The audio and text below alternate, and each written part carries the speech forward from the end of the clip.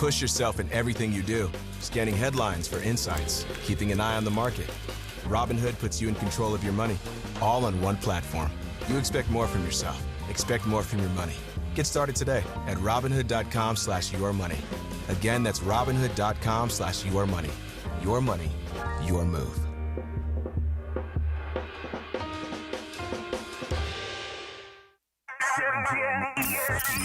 Here we go. Rams Super Bowl champion DeMarco Farr, Sweet Tea, Travis Rogers. The DeMarco and Travis Afternoon Show is on. I'm a chivato. For your Thursday, July 30th on the No Stress Sports Talk Express. You know, Thursdays, it's Trudell time. Mike Trudell, Ball Knower Extreme, is here. 6 to 8? 6 to 8 p.m. That's a short show. Ball knowers. Wow. I see what you did there. Wow. I think I know why you did that. Plus, we got producer Funchy Love, and Michael Funches is here, sitting in for producer Laura today. Funchy's in for Laura today. What's up, Funcho? What's going on, brother? What'd you have for lunch today? Young D, producer DeAndre, Young D with that sweet meat, our Wild Fork man. If you love having fresh wild meat in your mouth, shop Wild Fork. And of course, we're going to put a smile on your face this afternoon, don't we? Oh. Let's do it, the DeMarco and Travis Afternoon Show. You're just the sidekick here? Your Thursday afternoon in the Southland right now. Along the way, terrific. Go rub your face, DeMarco. There you go. Oh, my God, I just did it again. See? Oh, my God. See, it's usually after Chris talks. That's why. Oh, my God. it's just kind of a stress reliever. I feel like I'm being hazed again. Yeah. Yeah. I did you see how quickly Emily jumped in on that? Fast. Fast. That was pretty quick. Super fast. Fast. Couldn't wait. Oh, I asked Mace, do I say along the way a lot? And Emily just all the time, I believe, was the exact quote. Really? I swear I would not have known. I did not know that. Mace jumped right on it. He did. He said, yes, you do. did. Oh, my God. I didn't know I rubbed my face like that. Maybe because we spend so much time together, we just don't notice all that. Usually those are the sort of things that somebody that you do spend a lot of time with, you notice right away. This is what's coaching, I guess. Absolutely, yeah. But his intros, back when you had to wear blindfolds. Yeah. And I'm going to get punched in the face some way. I just don't know where it's coming from. You got hazed as a player? Oh, yeah. Or is this a fraternity thing? No, this is a player. Sean Okay. Gilbert, all those guys, they had to pledge you into the fraternity. So you had What to did they wear do? Tape you to the goalposts? They tried. That's the only thing I wouldn't let them do because I'm claustrophobic. Oh, you are? Oh, my, big time. Have you ever had to get an MRI? No, why? Oh, because It helps? No, no. I can't stand those. Yeah. That's when you go in. Into the tube. Yeah, I will and never. I'm not claustrophobic, Yeah. and those things freak me out. I had to take a Valium. Yeah. Yeah, Okay. it that was makes sense. weird. Don't they give you headphones, soothing music too when you go? They give you some earplugs Yeah. because it's so loud in there, but you Yeah. can't really have anything on. They just give you those foam things that you stick in your ears. Yeah, no. Everything but that. But we were doing dumb stuff, like dangerous, stupid stuff. Taping guys up and throwing them in the hot tub. You're right. Yes, taping guys so they can't move and then throwing them in the hot tub, Oh, and my God. only the rookies can save them. How bad is that? Couldn't look. Yeah, you guys, something can go wrong. I was going to say that feels like they're drowning could become a problem. I at mean, some we were point. there. We were right there. Nothing was going to happen, but that was the point of it. Isn't that what they always say right before something happens? Yeah. And then they would What take. could go wrong? Then they would take prisoners. Oh, Yeah, so the O-line would steal part of your group. Like you'd just Okay. be missing two guys. They'd be stuck in the O-line room and couldn't Okay. get out. That sort of stuff. So that's when you were a hazee. Were you a hazer later in your career? It was Rich Brooks that killed it. So Okay. when he came in, I guess it had gotten a little weird. Yeah. And they made it a point of the team, no more hazing. We're not doing that anymore. So then we just took your credit card. Yeah, I've heard about the rookie dinners where, especially if you're a first rounder, you gotta step up and buy a big dinner for everybody. Cases of champagne, lobster for everybody. Oh yeah, we're gonna hurt you, especially if you're in the first round. Yeah. Oh my What God. if they ruin your personal property, like your car or something? Okay, so that happened to me. Really? But it was an accident. So I had this red Jeep that was lifted, and it was, I don't know, 20,000, 25, whatever it was. It wasn't it compared to their cars, it was cheap. So they were going to, I guess, a spot that was in the dirty dirt. Okay. And they didn't want to take their car, so they took mine. Mm. And when it came back, it had a bullet hole in it. Oh my God! right. So he's don't ask. Handed me a stack of cash. I'm sorry, I moved got a on. lot of questions. I got a lot of follow-ups. Right, don't ask. My talk show host brain just fully engaged. Right. Let me start with this. Where was the bullet hole? In the back.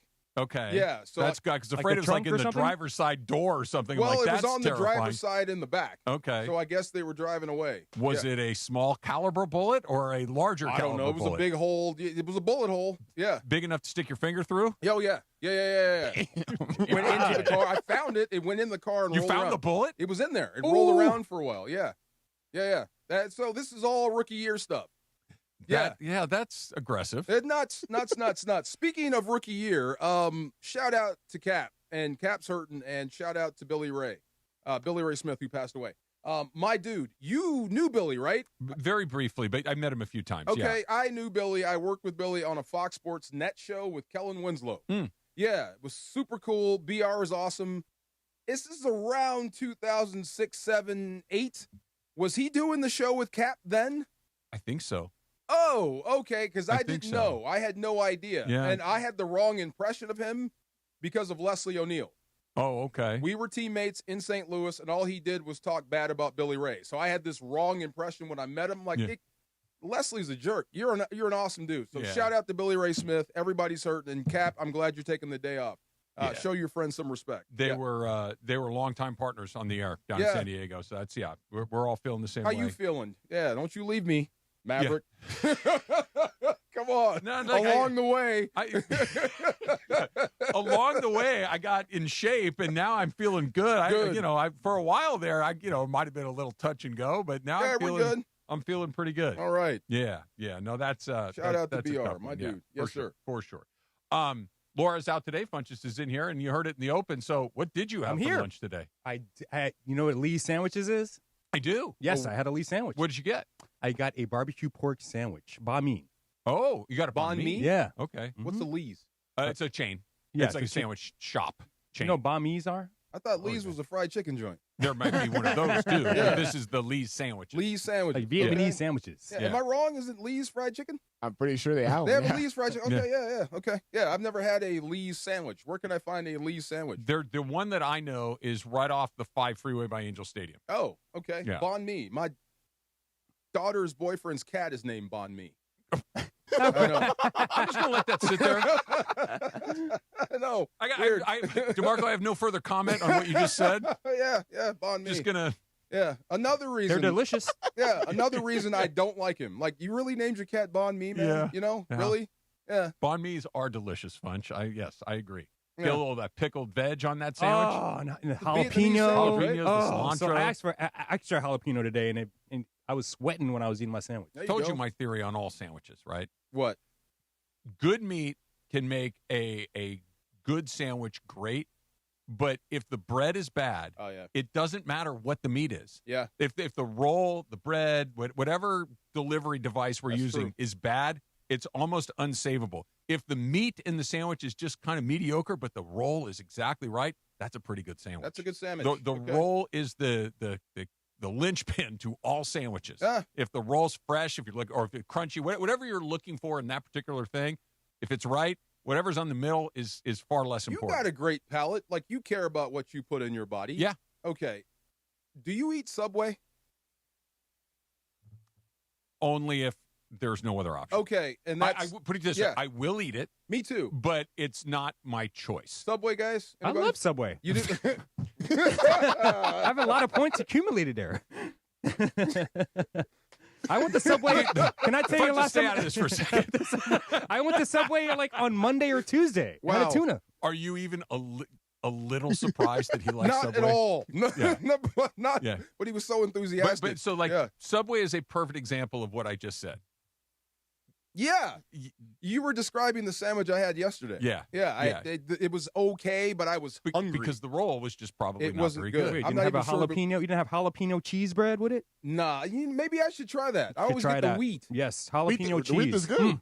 Wheat is good. The wheat is good? Yeah. Are you a Subway guy? I mean, I'm like you. It's like it's not the first choice, but I'll eat it. Yeah, if you have Jersey to. Mike's. Yeah. Jersey Mike's the top Jersey choice. Mike's is Yeah. solid. That's the one. I was looking for one, but Subway was there and I had to get here. I needed food. Have I Right. ever told you my Jimmy John story when I lived in Houston? No. So I don't mind Jimmy John's. I like Jimmy John's. Yeah. So there was a moment when I really was kind of feeling Jimmy John's. Like I would get it for lunch a few times a week, right? What'd you get? I would get that turkey avocado Swiss cheese Why did I know with the turkey? peppers. Okay, yeah, sounds good. And so, but they would deliver, and I don't know if they do it here, but they would deliver in Houston. Like the Jimmy John's would all deliver, and they were incredibly fast, like to the point where you'd type your order in online, and within 10 or 12 minutes, they'd be at the studio. That was their thing, They right? were super Yeah, fast. that was their thing. Yeah. I was ordering there so often that they had already sent the sandwich out because I would order at about the same time every single day. I love that. That sandwich was showing up to Marco in like 3 minutes. That's awesome. It was unbelievable. Like, yep, I typed, and then they're like, sandwich, I can't be here. I ordered it 5 minutes ago. There's no way it's here. They're like, it's here. Nice. Good tipper? I'm pretty good. There you go. I'm If you know what I like and you have it there, good tipper. Yeah, I'm there. Just make sure you don't bring your sandwiches in this building. Because of Greg? Yeah. Yeah. I'm purposely like keeping my hands on my knees because I didn't know I rubbed my face that much. Well, okay. I'll tell you. I've been watching. Yeah. You haven't. I haven't. No. Well, you caught me just a minute ago. You did I just right started. out of the open. Yeah. I'll be honest. I thought you were doing it on purpose. No. Involuntary. Yeah. I told my daughter, like, hey, do mom. She does mom's faces. Okay, do dad. And I guess I do this a lot. Okay. Yeah. So well, every kid on earth can imitate their parents. Big time. Oh, she's good at it. So when my kids do my wife, they imitate her talking on the phone where she's very precise and proper. And the way she says her phone number, 310. And it's like this very specific cadence how she says it. And when they imitate me, it's me screaming GD. Right. Yeah. It's like that's that. Not and I'm fair. like, this isn't like you think of your mom being polite on the phone. You think of me like screaming It's not profanities fair. at you. Right. I guess you that's missed the the role whole it is. part. Why I got the sourpuss face? Yeah. Yeah. Right. Exactly. Do you know why don't you ever remember the part of why I had to yell that at you? You didn't know that part. Yeah. All you I saw didn't do is, it because you came home with A's on your report card. But it's that wasn't my eye-opening. response for that. But it's eye-opening. Sometimes that's all kids see. Yeah. Right. You got to show them everything and tell them everything. Absolutely. It's fun. You're right. Yeah, there you go. You are I'm not going to touch right. my face all day. I bet you do. Yeah. And I bet you at some point I say, by the way, this doesn't count because I'm fully aware I'm saying it. I'm going to say along the way. Along the way, Yeah. we won't Emily, rub our faces. Mason. Wow. Dang, she jumped right in your nightmare, Yeah. didn't she? Mace was pretty quick, too. Oh, my God. Yeah, he goes, do I say this a lot? Yes. Emily nearly, came through the headspan. That means All they the time. Yeah. All the time. All the time. That means they care. They told you the truth. Yeah. I guess that's one way to look at it for sure. We got a little first pitch coming up in about 15 minutes from right now. We're going to start with a little NFL coming up next. It's DeMarco and Trav along the way, face touching on 710 ESPN. Mornings in LA start with Sedano and Cap. If I'm Derek Carr, and I want to win a Super Bowl before I'm done. Weekdays starting at 7 a.m. on ESPN LA. How about this? You look at Stafford's record, you look at how Stafford plays and the amount of time that he misses, which is very, very minimal, and you say, hey, look, if you're the Rams and you don't have what you call a viable backup quarterback, why would you not at least knock on the door of Derek Carr? Now you've got a 34-year-old veteran quarterback who's started probably a couple hundred games in his career. And now, Ty Simpson, you're our third-string quarterback, and Stetson Bennett, in theory, could be the odd man out. But if backup quarterback is a critical position for the Rams because of Stafford's age and injury history, then getting a real backup quarterback, someone with real experience, might be on the Rams' radar. The Morning Show with Sedano and Cap. Weekdays starting at 7 a.m. on ESPN Los Angeles. John Ireland here, and when it comes to vodka, I like a winner, and Blue Ice Vodka delivers. America's largest potato vodka. Double gold rated, just 64 calories an ounce, and made from Idaho potatoes. Clean, smooth, no additives. Blue Ice Vodka. Vodka with standards. You know, in sports, you got to have the right team in your corner. Same goes for after an accident. That's why when people ask me who to call, I say it's easy. I tell them to call my guy. I got a guy. Attorney Big Al. Big Al's been helping accident victims across California for more than 15 years. He's an LA native, a huge sports fan. Wait till you hear him go. And he knows that after a crash, things get overwhelming fast. Between dealing with insurance companies trying to rip you off, trying to get your car fixed, trying to find the right doctors if you're hurt, it can be a lot. It can turn your whole world upside down. That's where Big Al and his team will step in for you. So lock this number in your phone. 1-800-HURT-123. 1-800-HURT-123. They'll help guide you through the process, protect your rights, and help you understand what you may be entitled to. And here's the biggest thing. Don't let the insurance company call the plays. Call 1-800-HURT-123 or visit attorneybigalca.com. Attorney Big Al's attorney Ken Klein, based in Los Angeles. The success you've had in life matters. The late nights, the extra shifts, the moments you've stood up and said, I've got this. At University of Maryland Global Campus, we value your achievements because we're a school for real life. With UMGC, you can earn up to 90 credits toward a bachelor's for prior learning and relevant life and work experience, or transfer up to 12 credits toward a master's. We offer scholarships, affordable tuition, and online and hybrid classes, all with the support you need from your first day to graduation day and beyond. As an accredited state university, we've been transforming lives for over 75 years. Choose from more than 100 undergraduate and graduate degrees and certificates, and get ready to succeed again. At UMGC, success is yours for the taking and the making, and nothing should keep you from it, especially not an application fee. Apply now and we'll waive your application fee. Classes start August 12th. Learn more at umgc.edu. That's umgc.edu. Certified to operate in Virginia by Chev. It's DeMarco Farr and Travis Rogers for your afternoon drive. One specific request. I don't have to pay attention, care, or try. Yes. More DeMarco and Travis right now. See, we done started people going. Now I'm getting text messages. Do I say you know what I mean a lot? You do say that frequently. Okay, then okay. Well, you know what the hell with all of you. He said, ask the boys. Do I say that a lot? Okay, never mind. Okay. You're like Emily right now. No, yeah. Well, put it to you this way. Yeah. That's one of the ones I have noticed that you use. Look, you can't do what we all do and not have a couple of those verbal crutches that you lean on. Okay. We all have them. Apparently mine is along the way. Along the way. Along the way, I'll stop saying, you know what I mean, and rub in my face. Don't try to know. You're good. I don't really care. I'm doing my thing. Yeah. Why is this on my screen? Oh, the best running backs of all time. Walter Payton.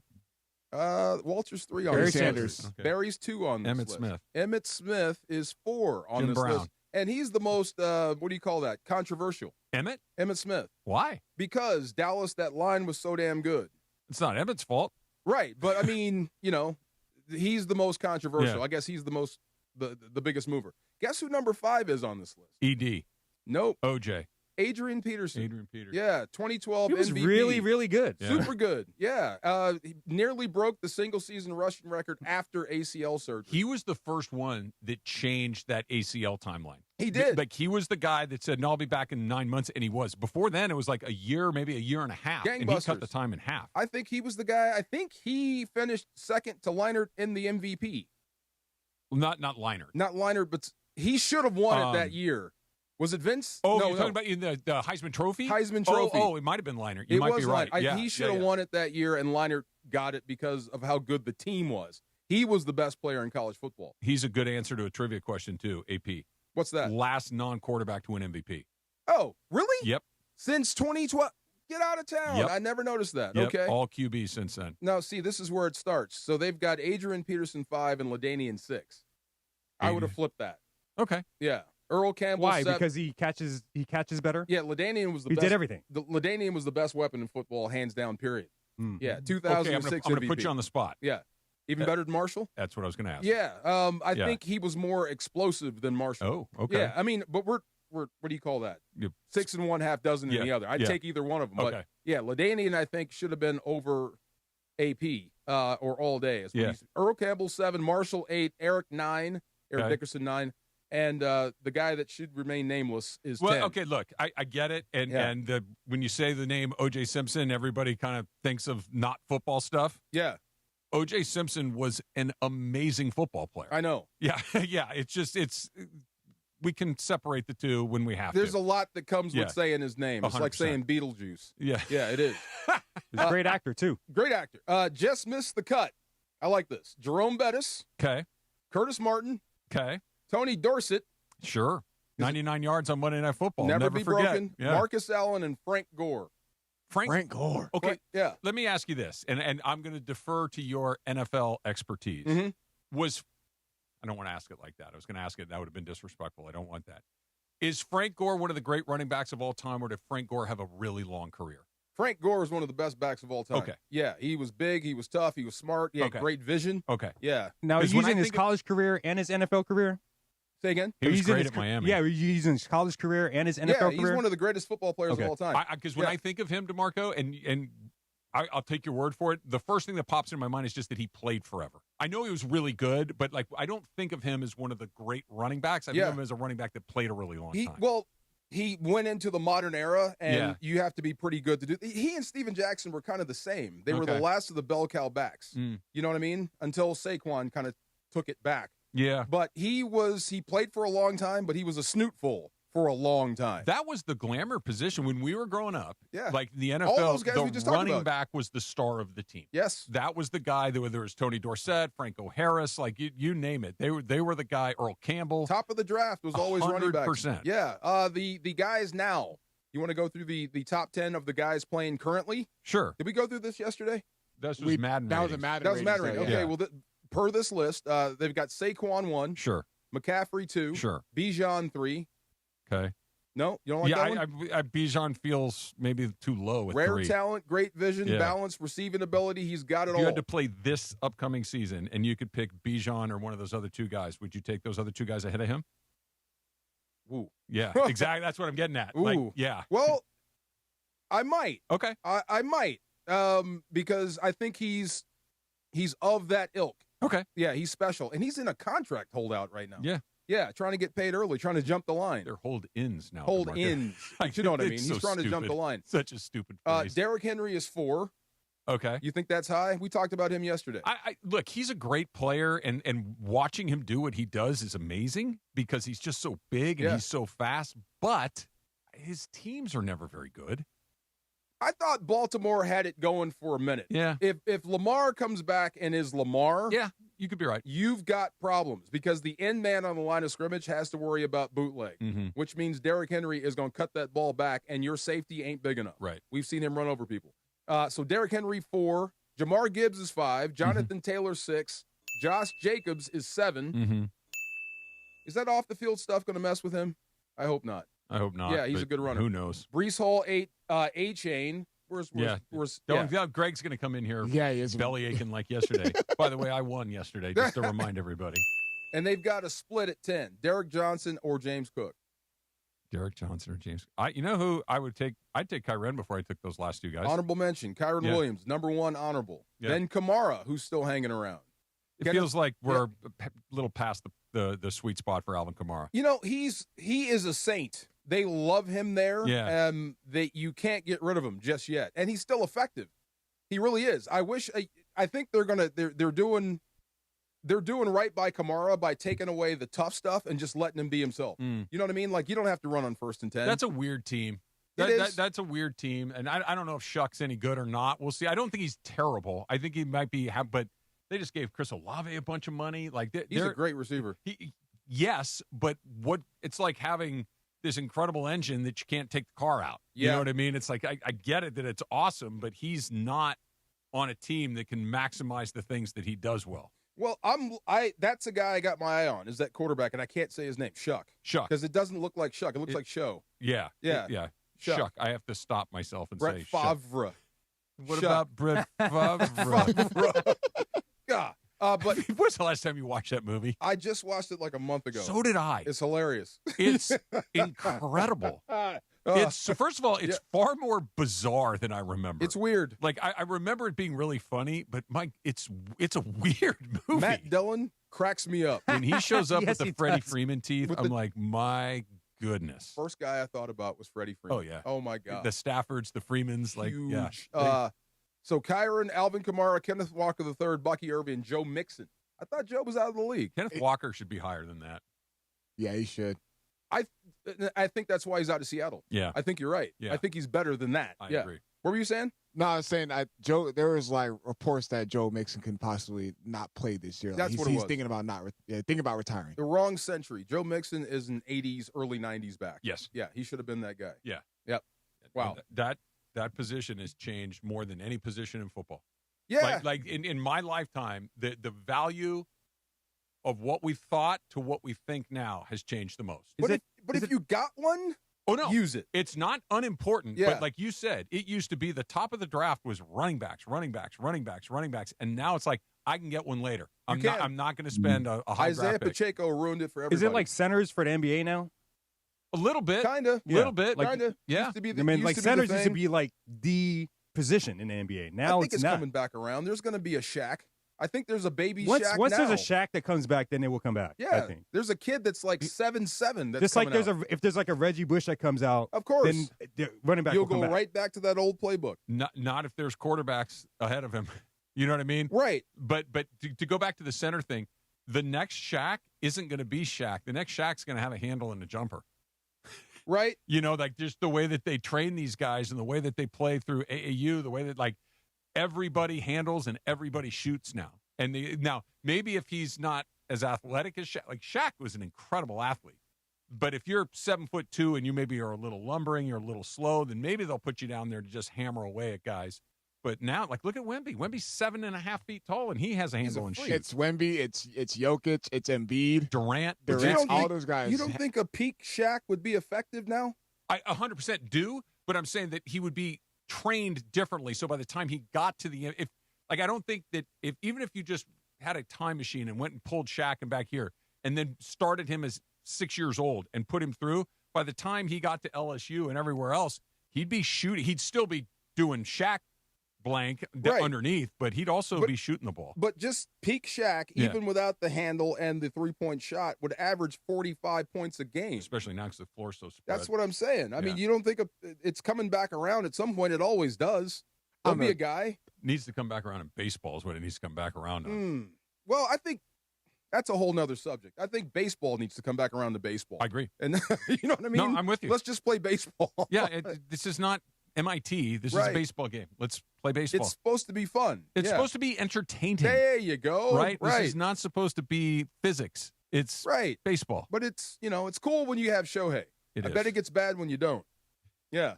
It's very cool to have Shohei on your team. In fact, we might talk a little Shohei and whether or not he's going to be able to pitch. Greg's going to hop in for a little first pitch. That's coming up next. It's DeMarco and Trav, 710 ESPN.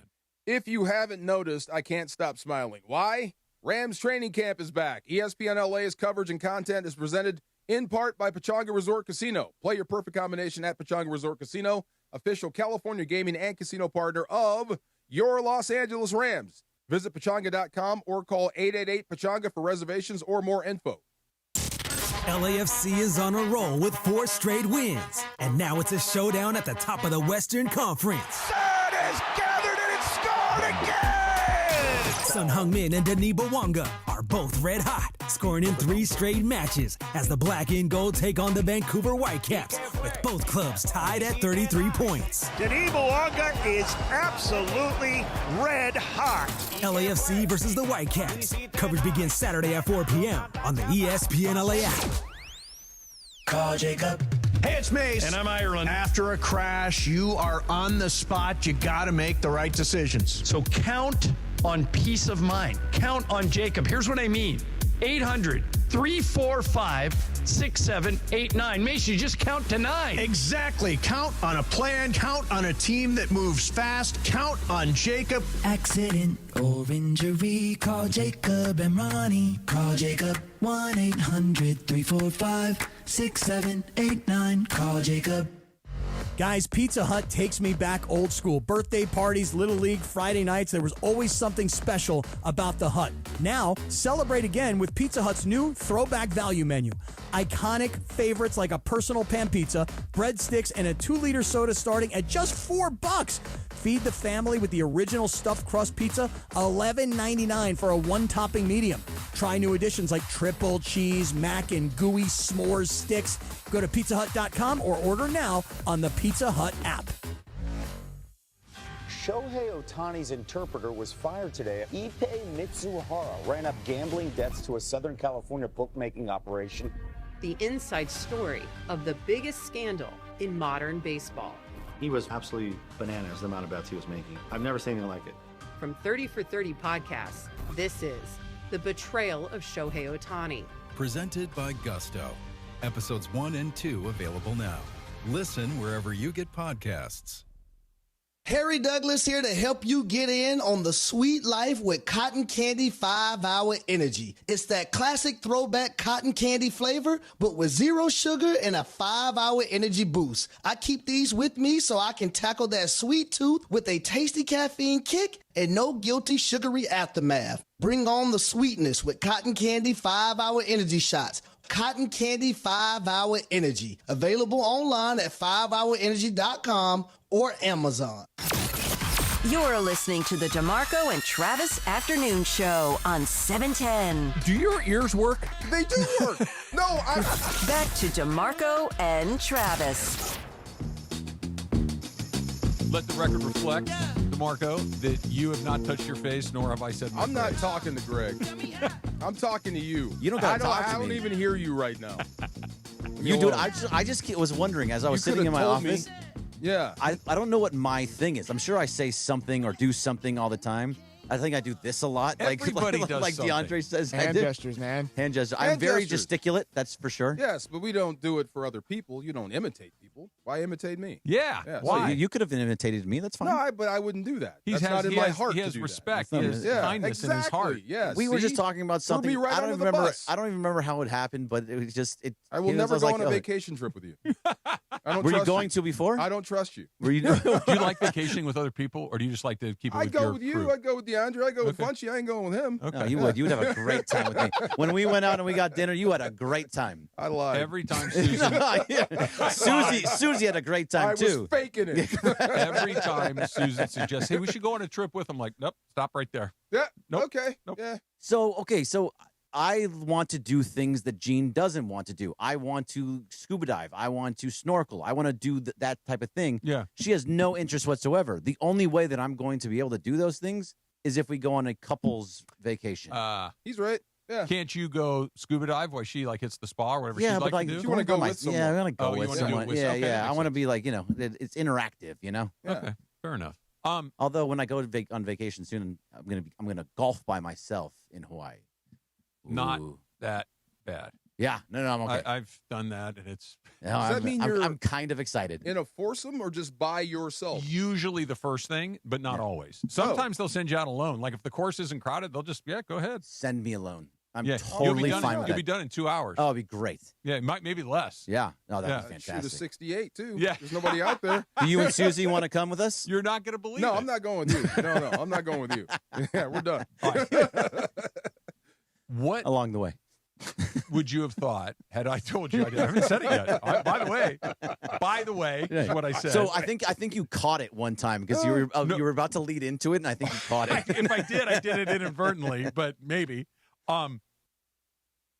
What would you have thought if I would have told you at the beginning of the year that we would get basically to August, we're July 30th, and that not for anything other than performance reasons, Mookie Betts and Kyle Tucker were hitting 6th and 7th in the they hit last night. And so Mookie Betts, deadlock cinch Hall of Famer, 4-time World Series winner, a great Dodger. They're going to number 50 is going to hang in the outfield at some point in Dodger Stadium. Like Mookie's a made guy, and whatever happens moving forward, Mookie's earned every penny he's getting. So everybody loves Mookie. Tucker, I like how you said it. Tucker, who is taking a $60 million bank robbery job, and by the way, is causing them to spend $119 million when you factor in the penalties, or the luxury tax, or whatever we're calling it, is batting 7th, and he probably shouldn't be. Like, if he were anyone else, you'd be looking to figure something else out. No, 100%. And I'm pretty sure it was Teo in 8th, right? 8th and then rushing 9th. And the rushing 9th. So look at what your 6, 7, and 8 is. Is that based on their performance or based on how deep this lineup is? Both. Both. Yeah, it's both. But also, Tucker has been nothing short of frustrating. It's been a disaster. It's too long. No, it's been a disaster. But it's not just at the plate. It's in the outfield, too. Because look, there was a ball that was in the 9th inning off of Edwin Diaz that any average major league outfielder makes that catch. Not only you texted me about it. Yeah. Mike Trudell texted me about it and had an explicative in there as well. Yeah. Expletive. Yeah. See, that's the second day in a row I've said the word the wrong way. That's your thing. Yeah. Okay. Absolutely. 100%. I love it. No, it's been an unmitigated failure. Yeah, it's been terrible. We'll see what happens from now through the end of the season. Maybe he hits a home run in the World Series to win them a game, and it's all what it is. But man, it's been a disaster. Like, he's been bad all year long. And every time it seems like he's going to finally catch a break and he's going to figure it out, it just goes the exact opposite way into the tank. He had a home run on Friday. He had a home run on Saturday last week. And then he also had another shot that went to left, opposite field, that looked like he was going to go out. It fell just short, and it was an out. But it's like, okay, you're starting to find some power. And then he went 0 for 4. Like, he's just not getting anything. He gets a couple walks here and there, but that's not going to do anything for you. His slug is non-existent. It's ridiculous. It's really, and the fact that he's been so a non-factor, I guess is the word, that a guy that you spend. We were talking about it coming into the season, DeMarco, where I said, look, this guy's going to be the second best player on this team. He should be. He was expected to be their Shohei, and then maybe it's Tucker, maybe it's Freeman, maybe it's Betts, but he's in that mix. Maybe it's Will Smith, but he's in that group of guys. And it's been 4 months of bad baseball. Like, I just, like, at some point, as a former professional athlete, do you start to question yourself? Like, what's going through your head when what you've been able to do your whole career doesn't happen anymore? I've been pondering him, and I keep saying this must be a tough environment for him. Where was he last year? Chicago. Chicago is always scratching and clawing, right? Yeah. For the most part. But they're not a bad team either. That's what I mean. Yeah. He was terrible in the second half. Terrible. But you come to the Dodgers to where the regular season doesn't matter. Like, how do you get fired up? How do I find my focus? Seems like the other guys in the lineup are able to do it. But they've been here. Yeah. I mean, and he's being paid a king's ransom. I bet there's a lot going on right now. And I still think I would be careful writing him off, because I still think he'll show up in the postseason. I hope so. I mean, we're almost in August. I know. When we say these things like, oh, don't worry about it, it's only May. Oh, don't worry about it, it's only June. It's August. Yeah, we're August now. And so this is now just, the sample size, it's large enough. He's so fortunate that he's on a team that's winning as many games as they are. Because if he was performing like this and the Dodgers, for whatever reason, were in a divisional fight or not in first place, it'd be different. Then he would be getting obliterated every night. But because they're so darn deep and so darn good. Deep. Are they deeper than last year? Yes. 100%. That was faster than Emily. Really? Yes. Oh, my God. That was faster than Emily. Yeah, that was faster. Yeah.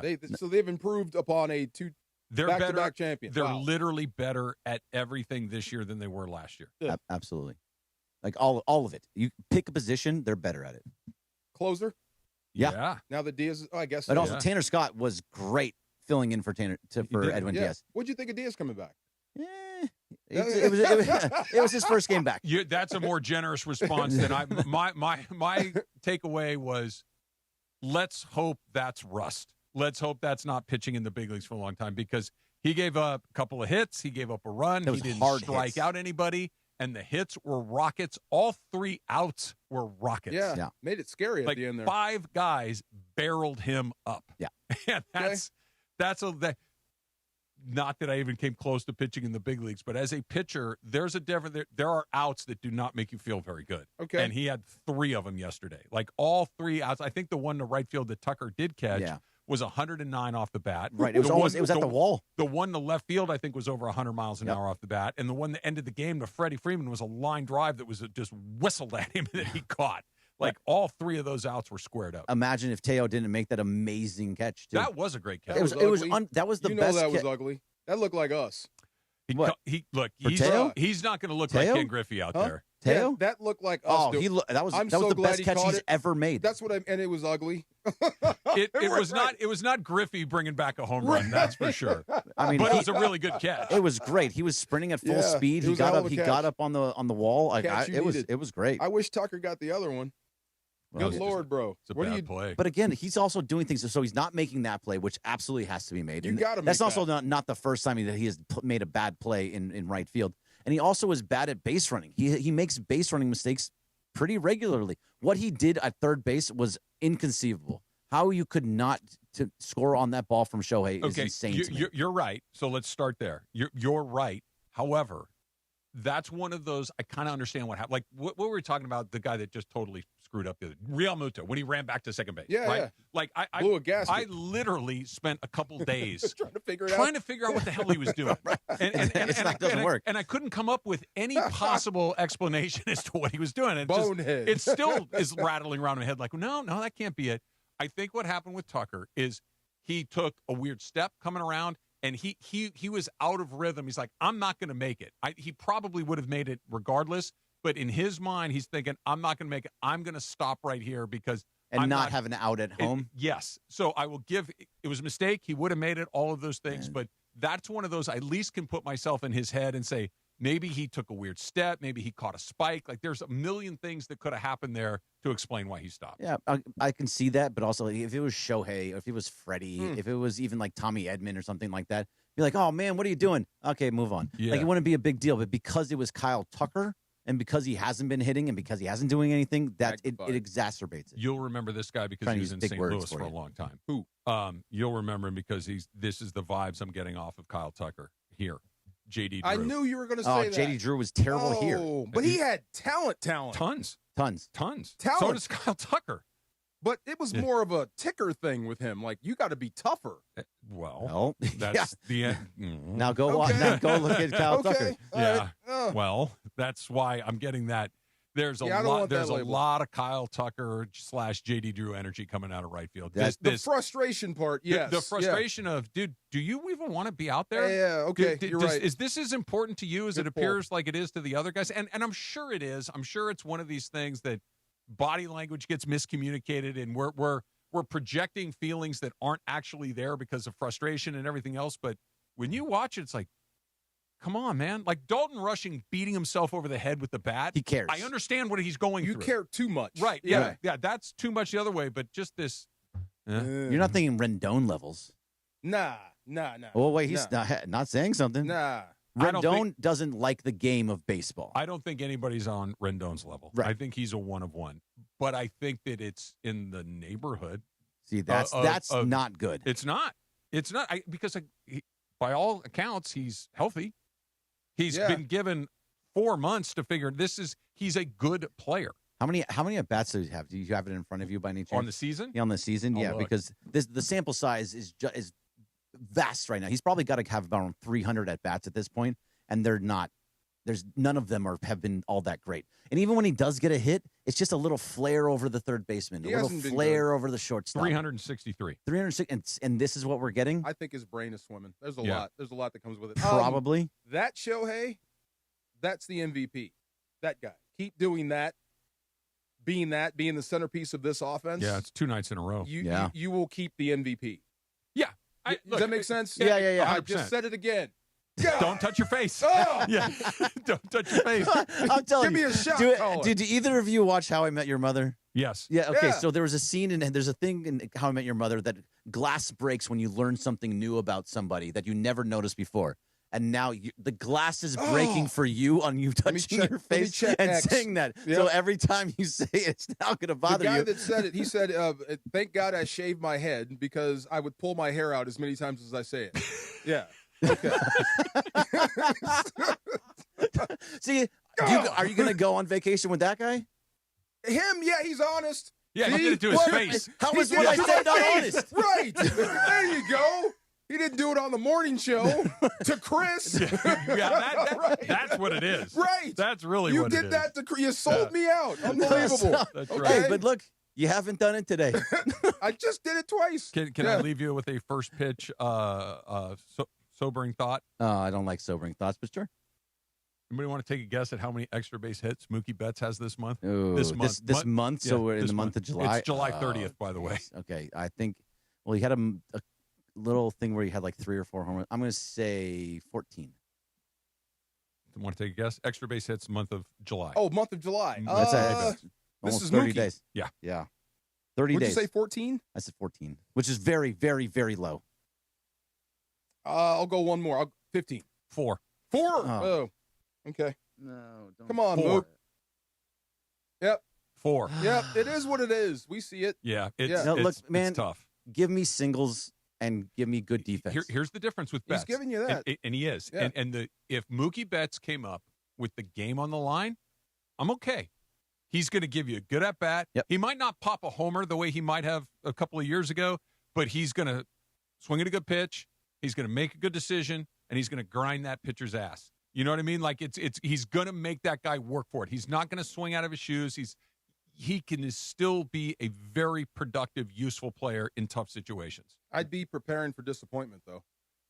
Look, he's struggling, but it's not going to be because he's lost in the sauce. Yeah, he's willing. Yes. Yeah, he's definitely willing. So Mason and Ireland were talking about it maybe last week, and Mason said to Ireland that, I'll ask you the question. Games on the line, Mookie or Kike? Kike. Gosh, that's a tough one. Kike don't care. I'm going to take Mookie in here. So am I. I'm going to take Mookie's been on a World Series championship 4 times and been involved in all 4. I know Kike's got 3. I'm not throwing any cold water, but Mookie is one of those dudes. Yep. I expect Mookie, just like Kike, to rise to the occasion. Really? Okay. Yeah. Game on the line. Give me Maverick. Yeah. Go ahead. Give me the wild card. I'm not gonna jump up and down and yell at you for your choice. Yeah. I understand what you're doing. I think it all depends because Kike has all these moments in specific places. Like they're not expecting. No, it's not with the game on the line. 2 outs, bottom of the 9th, bases loaded, and he's up to the bat. He's not. That's not Kike. He comes up in big moments, like when in the 7th inning when you're not expecting it. Mookie in that moment when it's the lights are brightest and all of that, I trust him more. I trust him the way I trust Freddie. How was he playing Freeman. Before that moment? Maybe not to the level. Yeah, Freddie. good How question. was Mookie playing? How was he swinging the bat? Yeah, I mean, more than 4 extra base hits in a month. The hypothetical only works Take so the plastic much. You know? down. Put the goggles away. Good job, Greg. Not right. Imitating DeMarco. I can do it again, but also I want to get back to the level where we can go on vacation morning together. show boys. I want to go on vacation. Yeah, see, come with me. You know. There you go. You, Susie, me, Gene. We're gonna go out. Come on. I can't even hear him. Now he's trying to make nice. Along the way, we'll get together. That's what I'm talking about. DeAndre told me something very, very upsetting, and I have to share it with the class coming up next. It's DeMarco and Trav, 710 ESPN. Hey, it's summertime. Lots of kids on the road. Construction everywhere. It's hot, too. People getting upset out there. Be careful. Slow down. Move over. If somebody wants to go faster, who cares? This is not a race. It's not about pride. It's about getting home safely. But if something happens out there, and it usually does, especially with our freeways, Big Al is out there to help you. He's been helping accident victims across California for over 15 years. He's one of us. He's an LA native. He gets it. He understands it. He speaks the language. So if you get in the crash, like he said, he knows this. Things can get overwhelming very, very fast between dealing with those insurance companies trying to rip you off and trying to get your car fixed, trying to go get the right doctors if, God forbid, you are hurt. It can be a lot. It could turn your whole world upside down. Believe me, I have been there. It sucks. This is where Big Al and his team will step in for you. Lock in this phone number right now. 1-800-HURT-123. That's 1-800-HURT-123. Doing you a solid. This is a great guy. Big Al is he's a dude that's going to be in your corner. He'll help guide you through the process and protect your rights and help you understand what you may be entitled to. Really, should be your first call. And the biggest thing, like I said, don't let the insurance company call the plays. Make your first call to attorney Big Al. 1-800-HURT-123. They're available 24/7. Your first consultation is free. If there's no recovery, there is no fee. Like I said, can't lose. 1-800-HURT-123 or visit attorneybigalca.com. Hi, this is Sean McVay of your LA Rams. The Rams play here. KSPN, Los Angeles. 710 ESPN. A good karma brands radio station. John Ireland here, and when it comes to vodka, I like a winner, and Blue Ice Vodka delivers. America's largest potato vodka. Double gold rated, just 64 calories an ounce, and made from Idaho potatoes. Clean, smooth, no additives. Blue Ice Vodka. Vodka with standards.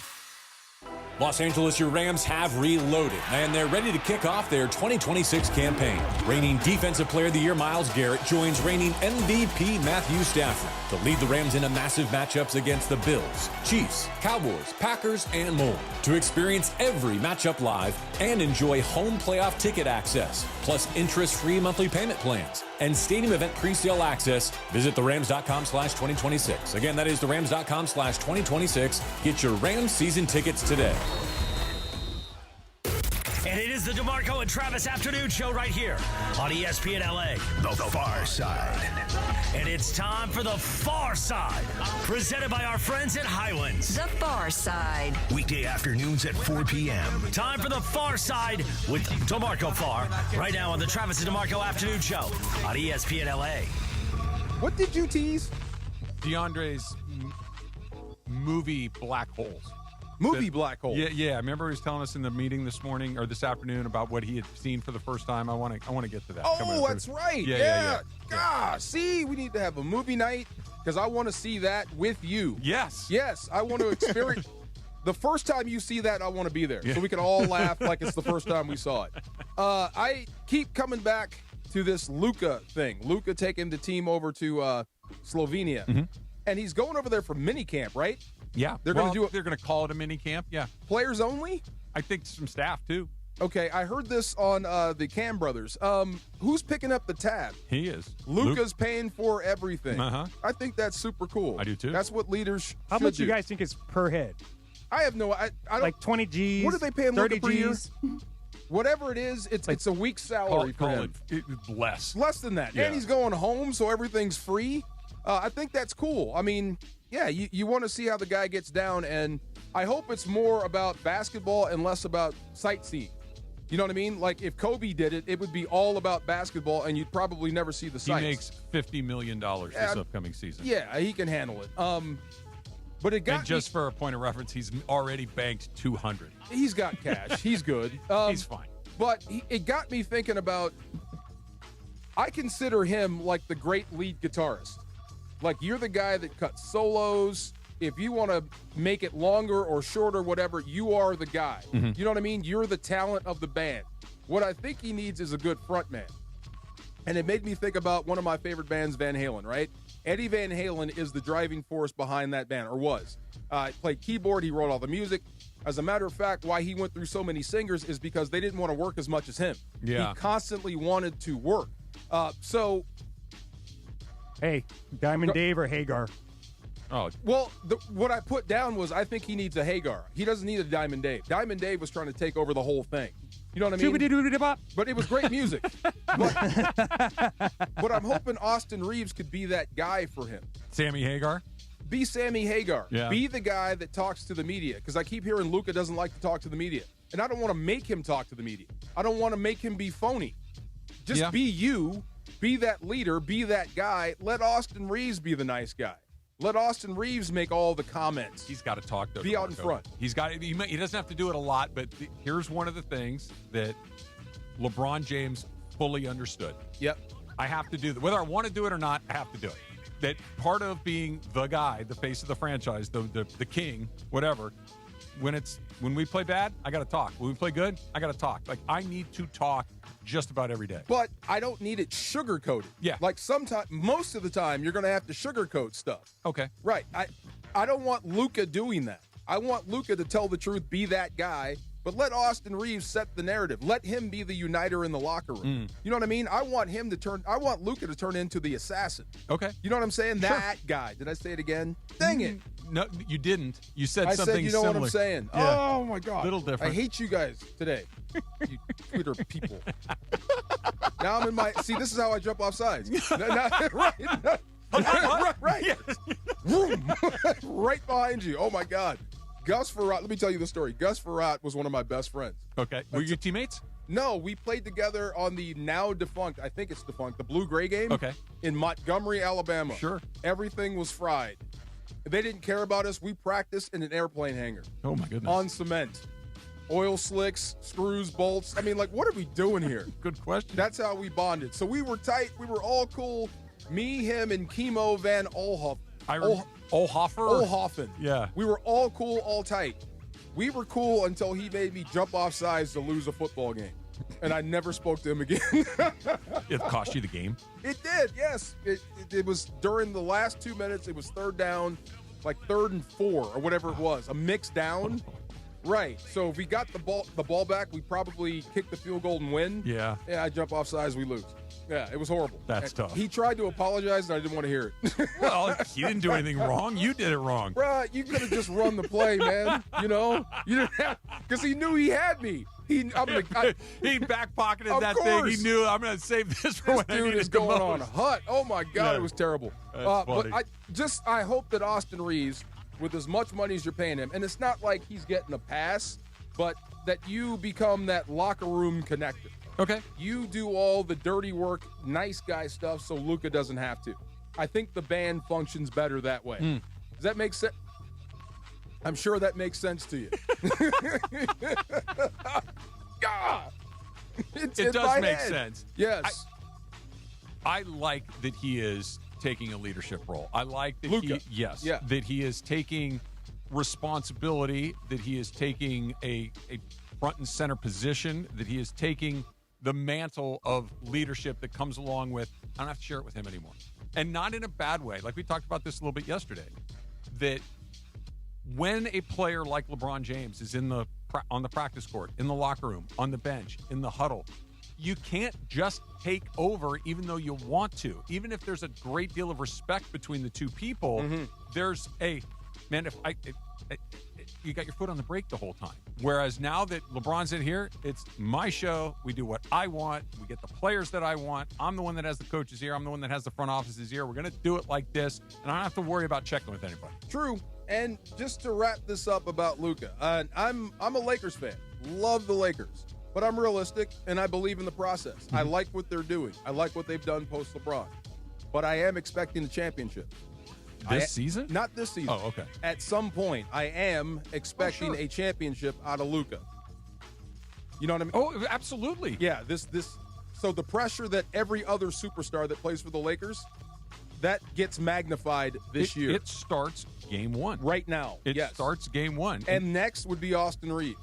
Let's do that coming up next. Okay. Let's talk more about that in that leadership role that you're talking about and the pressure that comes along with, like, all of that, that landed on LeBron's head. Well, it's gonna keep landing, but he's not here anymore, and where it does land matters a great deal. That's coming up next. Plus, DeAndre's weird movie habits. That's coming up. It's Marco and Trav, 710 ESPN. You know, I got to get to this place more. It's a Cosm Ticket Thursday. We need to go to Cosm. That's where we need to go. Listen all day for your chance to win tickets to experience Cosm and see why it's one of the most immersive ways to watch sports and entertainment. I felt cold watching a hockey game in there. Feel like you're right in the middle of the action with Cosm's shared reality experience. Visit Cosm.com for more info. The personalities you know. This season, considering how the hell it went, not a failure. They missed LeBron for the first 14 games. He had no preseason. They lose Austin for 5 weeks. Then he eventually comes back. The personalities you know, the teams you love, the station you spend time with every day. LA's mega sports station. ESPN LA 710 and the all-new ESPN LA app. Here in Los Angeles, our city water is loaded with chlorine and chemicals. That's why I got LifeSource Whole House Water System. It cleans and conditions water from every tap for healthier water with no salt and no regular maintenance. No more harsh, skin-irritating city water. Upgrade your water and your life with LifeSource. I did, and I'm never going back. LifeSource has been doing it for decades. Read the reviews. Call the LifeSource California factory today at 800-WATER-99 or visit LifeSourceWater.com. LifeSource Water, it's not just better, it's essential. LifeSource, taste and feel the difference. Warranty limitations apply. Hi, it's Ramona Shelburne. Right now, lease a brand new 2026 Hyundai Palisade SE for just $299 a month. Comes with owner's insurance and America's best 10-year, 100,000-mile powertrain limited warranty. Take it from me. With next-level customer service and incredible dealer incentives, your next Hyundai is waiting for you at Hyundai of Glendale. Call 818-222-8000 or check them out at HyundaiofGlendale.net. $299 per month plus tax. Close and lease for 24 months. $47.49 total due on signing plus government fees and taxes. Unapproved above average credit through HMF. Zero security deposit. 7,500 miles per year. 20 cents per access miles. Expires 7/31/26. That's the ease at which you get information. You want it, you get it. Like that. Ask your phone. Group chat. Smartphone. You're always connected and informed in real time. No waiting. So if you're diabetic and still using finger sticks to read your blood sugar, what are you waiting for? Knowing your blood sugar levels instantly is important for managing diabetes. Call US Med at 888-665-0696. To learn more about continuous glucose monitors, a real-time instant method to track your blood glucose, US Med is an approved provider for Medicare and over 1,000 private insurers. And the best part? Call 888-665-0696 and we'll give you a free insurance benefits check today. So call 888-665-0696 today. That's 888-665-0696 and manage your diabetes as easy as... You're listening to the DeMarco and Travis Afternoon Show on 710. By the way, DeMarco, I see you rocking that quarter zip today, man. Am I making a statement with this thing? Yes. It's DeMarco Farr and Travis Rogers. It's a quarter zip. We've had these forever. You and I have been wearing these for 30 years. Back to DeMarco and Travis. Travis, allow me to hijack for 1 minute. Please. There is a video of the band Smashing Pumpkins. Are you familiar? I am. He's on stage with Greg Brady. Like Barry Williams? Like Barry Williams. Johnny Bravo. Johnny Bravo. Johnny Bravo. You're right. Yes. Singing A Sunshine Day. Is that the song? Oh, yeah. That's the song from the Brady Bunch. That's the song from the Brady Bunch. Yeah. Yes. He's on stage Barry rocking Williams out. has got to be 80 years old. He looks it. He does. I mean, he's hanging in there. But it also in the audience is Flavor Flav, who's loving the whole thing. Okay, so I think Barry Williams and Flavor Flav were on like one of those reality shows together. Must be. Okay, Yeah. okay. But that's what I'm talking about. Bring Greg Brady back. I gave Barry Williams 9 extra years. He's only 71. Okay, good for him. Yeah. I know he was boxing for a while. Yeah, he fought Danny Bonaducci. And beat him up. Yeah, I Danny forget who Bonaducci beat who. Yeah, I think Bonaducci won the bout. beat the snot out of him. I Yeah, think there so. you go. But Funchy tells me you said Public Enemy and Public Guns Enemy N' Roses and Guns N' Roses are on tour right now. on tour together. Yes. Okay, here's what I can tell you. I'd go see that. That's like oil and water. I'd go see it. Me too, I'd listen me to too. both of those. Yeah, I'd go see that. Actually, I was telling DeMarco that Guns N' Roses will be at the Rose Bowl, I believe, in September, but without Public Enemy. Okay. Without PE. Okay. I mean, that Didn't would be a Public cool crowd. Enemy do a song with Anthrax? Yes, Like in the early, bring yeah. the noise. Yeah. Yeah. PE. Oh my God! Wow. Yeah, he said they're boy. going to St. Louis, and I thought Guns N' Roses was banned from St. Louis from that '91 riot. Oh, that's when Axl right. Rose dived into the crowd. August 16th in St. Louis. That's Yeah, when their tour they're was. still talking about that. boy. But it says they were never officially banned, so this is going to be a big deal. Them going back there. So we're With just Public Enemy. Oh my God. we're just in that sweet spot of all those bands that we liked when we were in high school and college, who just can go tour again and get us all when we're 50 now. Let's right? go. Like Yeah. that's what it is. The best is when they're in Vegas for like a residency or something. Yeah. This is true. Yeah. I was going to say this yesterday. I'm sure the script is written for a Mick Jagger movie. They're just waiting. Yeah. Right. Well, I'm the sure it's out there. Stones, right? Like Jagger specifically, but you could do the whole Stones. That and it would rock. Whoever plays Mick Jagger or Keith Richards Yeah. is going to win the Oscar. Well, there's got to be a lot of CGI going on because are we going young Mick? Because Mick Jagger's been famous for what, 65 years? The young Mick Yeah. and then the old Mick. Kind of Yeah. like a Saving Private. They'll age him like that Oh, at the yeah. end. There you Yeah. go. He's still doing the thing. Speaking of Saving Private Ryan in movies, you really saw 48 Hours for the first time the other night? I did, yes. What'd you think? I thought it was incredible. I really did enjoy it. I'm It not held gonna up lie to for you. Yeah, I liked the banter between Nick Nolte and Eddie Murphy throughout that whole entire movie. I thought it was fantastic. Yeah, it was great. You know, Eddie Murphy's like 20 years old in that movie. You know what? I'm not gonna lie to you. I looked at my bro. He looks really, really young in this movie. Now I looked it up. That movie came out in '82. Yeah. Yeah. So he's probably about 20, right? Yeah, yeah. So Did you see that Eddie Murphy documentary? On Netflix? Yes. I did. What did they call that? I forgot. I think it what- was just called Eddie. Eddie, whatever. Yeah. He talked about that movie like that was his first leading role. Yeah. And most of that stuff in the bar was improvised.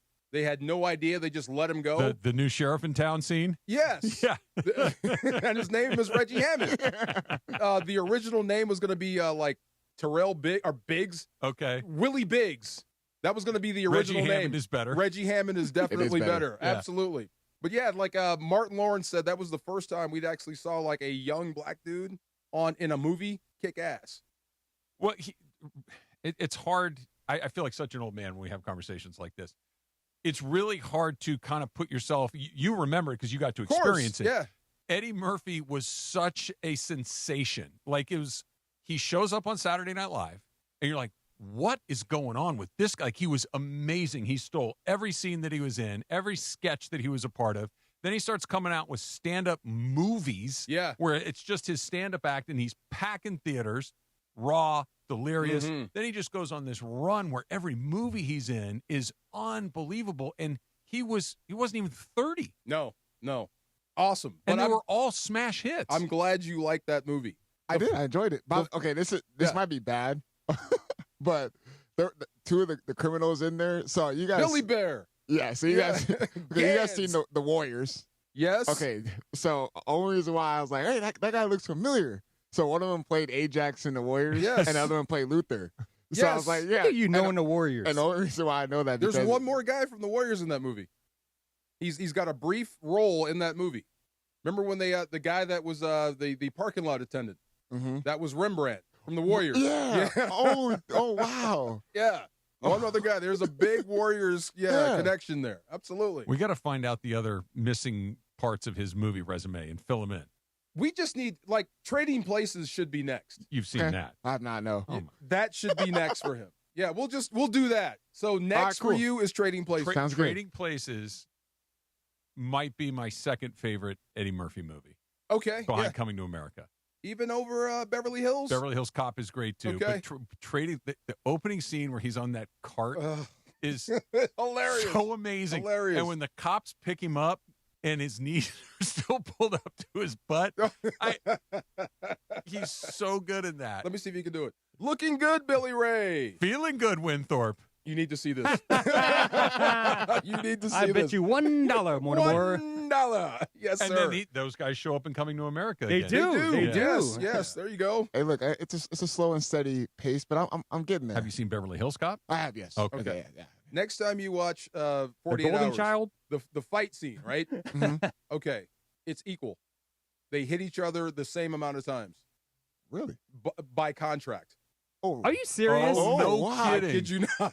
By contract. Wow. If you go back and look, it's equal. No one wins the fight. That's great. Isn't that great?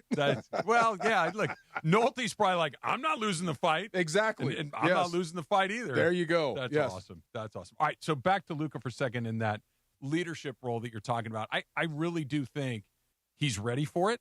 I think that he's clearly a good enough player to handle it, right? Like, part of it's just going out there and playing your ass off, and the rest of it can kind of take care of itself. Man. This is different, though, Travis. You're leading the Lakers now. You have to lead by example.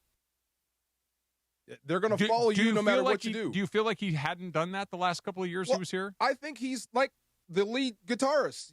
Sometimes you just let Luka be Luka. If he wants to go off on the officials and get technical fouls, that's just what Luka does. Well, you can't do that now. Now, because they're going to do as you do. They're going to go as you go. So that's why I hope there's another lead singer. I hope there's another leader on the floor. It must be Austin Reeves. I think both of those guys are going to have an enormous amount of pressure on them. And I think you make a great point. The pressure that comes along with being the best player in the Dallas Mavericks, there's pressure with that. Being the guy that's the centerpiece of hopefully a championship team, there's pressure on that, whether you're doing that in Dallas, Philadelphia, Chicago. There's pressure. Lakers are different. Yeah. The Lakers are just a different animal in this league. They're the most popular team. They're the team that everybody is trying to knock off, even when they're not particularly good. And the Laker fans' expectations are so disproportionate to reality sometimes that there's always this championship or bust thing that's always going to kind of be around there. This is going to be a new experience for him. It's going to be a new experience for Austin Reeves to have. Austin Reeves, up until this point in his career, has been found money. Mm-hmm. He has been that, man, Reeves is good. Yeah. Okay, but 30 from awesome. Now it's like, you have to be good. We're paying you like a star in this league. So anything less than star performance is, what's wrong with him? Right. Why did we pay him? Why is he not doing what he's supposed to do? That's a totally different expectation as well. But I'm expecting you to start walking down OKC and start walking down San Antonio. It's going to take some time. Right, but I'm expecting progress. Every single year. It can't be the same thing we saw last season. It's got to be a little bit better. You got to throw some stuff at them that they aren't prepared for. Make them change. Is this what because they have to – what I'm looking for this team coming into this season is, are you getting closer to those two teams you just mentioned? Do the pieces make more sense together? Do you have optionality? Are you younger? Are you more athletic? Do you defend better? Are we starting to see the thing head in the right direction? I don't even know how many games they finished behind Oklahoma City and San Antonio. Let's just say it's 10. Mm-hmm. I don't know what it is. If it's still 10, but all those other things I said are happening, I'm okay with that. Mm-hmm. If it's 8, but none of those things are happening, that's actually bad. Like, even if they close the gap, but they're still struggling with some of those other things, that maybe it's because San Antonio backslides a little bit. Oklahoma City has an injury or two. And it's like, it's not necessarily the gap. It's what the eye test means for me, because for the one, you watch those two teams, OKC and San Antonio, it's like, okay, there's that. And then there's basically the rest of the Western Conference. There's some good teams in the rest of it, but they're not on that level yet. Right. With OKC, I guess it was obvious you need to get younger and more athletic, right? Correct. That's where they had you. So once you improved upon that, which you have, show me what else I need to do. OKC has to find a different way to beat you. That's what I mean. So you fix that. Let's do this. Keep gaining on them. I don't think there is an answer for Wemby. That's the problem. I think Wemby, as he grows and gets stronger, we're all in trouble. But you can start tracking them down and at least making it hard. The Wemby thing is just going to have to be we're just going to try to deal with everybody else on that team. There's no Everyone's answer. got the same problem. Yeah. We got to try to make sure that if he gets his 40, that no one else gets 20. Right. Like, just make sure that no one else is not an equal part of the problem like Wembanyama, but if Stephon Castle or Harper or one of these guys is also going off, then now we got no chance. Yeah. You're going to have to deal, because while those guys are great players, you can deal with them in a way that you can't deal with Wembanyama. This is true. Ripping this straight from the Cam brothers. The longest tenured Laker right now is Reeves. Austin Reeves. Yeah. Oh, Isn't yeah. He's that the oldest, crazy? too. And he's the oldest player. He's the oldest player. That's insane. Yeah, it's jarring. And for the most part, everyone on the roster, save for Bronny and Reeves and Luka, there's no connection to LeBron. No. So that means that leadership. Vando's still here, right? Vando's still here. Yeah, but who knows? Might be gone. Yeah. So there is no other voice in their heads except for Luka right now. There is no modus operandi until that's a really what good Luka's point. doing. Yeah. Because how often have you heard, and Reeves is probably the most vocal about this, but I've heard Luka talk about this. I've heard JJ talk, like the intensity that LeBron would bring to practices, the way that they would go about getting ready. And there's a lot of things to criticize LeBron about, but never like basketball stuff. Like the bar that you were talking about that he set was way up here, man. Yeah. As far as the way to take care of your body, as far as way to prepare, as far as studying your opponent and knowing the game and understanding the assignment. Like LeBron James he's a basketball genius. Like he understands all of that. That walks out the room. That's hard. Who picks it up? Somebody's got to be that dog, and somebody's got to be like Max Muncy for the Dodgers. He's not the star, but he's the guy that sets the tone. And remember Allen Iverson's famous practice thing. Who can forget it, right? Sure. I wonder how the other Sixers felt about that. The guys that actually valued practice. Because that would bother me. If I like practice and I want to get better and my star shows up when he wants to, that would kill me. And I think Luka's more like that than like LeBron. I do too. Here's what I could live with to use that as the example. Mm-hmm.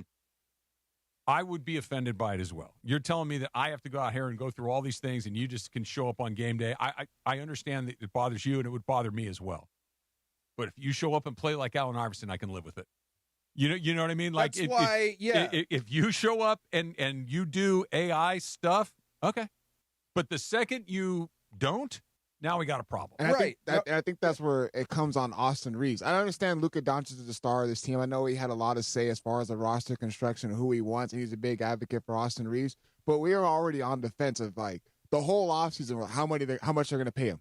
What's the salary going to look like for Austin Reeves? Are they going to overpay for him, or are they going to underpay? Like, what's it going to look like? Are they going to let him just walk? And so the moment you start to see he got that 4-year, $185 million, it's like, all right, we're paying you all-star money. Now we're taking in consideration too, like his recent playoff performances, and you got to take in consideration of that, because you're now it's the 1A and the 1B. You are now the 1B. You are the guy that has to deliver on a night in and night out basis, especially come postseason. Yeah. So that's why I'm like, I think the pressure kind of for me leans more towards Austin Reeves, because now there's a higher expectation. You know what you're going to get out of Luka Doncic night in and night out basis. I don't want to mess with that. No, he's going to go do Luka stuff. The question is whether Reeves can do Reeves stuff on a more regular basis. I keep going back to what McMenamin said when he was in here last week. that the fear when it comes to the Lakers, and I'm paraphrasing, I'm not quoting Dave exactly, but what he was getting at, and I agree with him, is that put Luka over there, separate category, but everybody else is one spot higher than they probably should be. That the guy that you're 2 should probably be your 3. The guy that you're 3 should probably be your 4. The guys that and I'm not talking position, I'm talking like second best player, third best player. If the second best player on your team is Austin Reeves, he should probably be your third best player. If Walker Kessler's your third best player, he should probably be your fourth best. Like everybody, Luka's a 1 of 1, but everybody else might be a slot too high. That means somebody else is coming. At Ooh. some point. They're Somebody else is locked coming. in. They're they one don't guy have draft short. picks. They don't. I mean, there's always ways to do some stuff, but they're kind of locked in. Interesting. Wow. Yeah. We'll see. It'll be here before we know it. Yeah. Speaking of guys locked in, the Clippers and Kawhi say they're going down with not without a fight along the way. That's coming up next. It's DeMarco and Trav, 710 ESPN. Hey, Rams training camp is back, and I couldn't be happier. Tune in tomorrow from 3 to 6. You'll catch us, me and Travis, and Marcus, live from Rams training camp at LMU. Training camp coverage on ESPN LA is powered by Waba Grill. It's for you. LAFC is on a roll with 4 straight wins, and now it's a showdown at the top of the Western Conference. Third is gathered and it's scored again!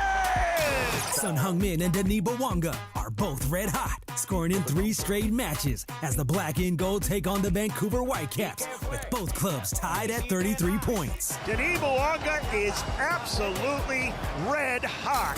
LAFC versus the Whitecaps. Coverage begins Saturday at 4 p.m. on the ESPN LA app. John Ireland here. You want a vodka that's championship caliber? Look for Blue Ice Vodka at Ralph's, America's largest potato vodka. Double gold rated, just 64 calories an ounce.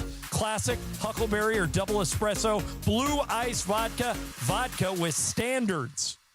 You know, I've been in LA a long time, and when somebody asks me who to call after an accident, my answer is simple. Call attorney Big Al. That's my guy and my MVP for accident attorneys. Big Al's been helping people across California for over 15 years. And as an LA native and a huge sports fan, oh my God, can that guy go on hockey? Oh, he understands this community. If you're hurt in a car, truck, motorcycle, Uber, or Lyft accident, even if you're hit while walking or biking, you don't have to figure all this out on your own. I always tell people, call Big Al before you call the insurance company. He and his team will help guide you through the process, protect your rights, and fight for the compensation you may deserve. Big Al and his team are available 24/7. They never close. Consultations are free, and if there's no recovery, there's no fee. Just one call can make all the difference, my friend. So make sure you get this right. Call attorney Big Al right now.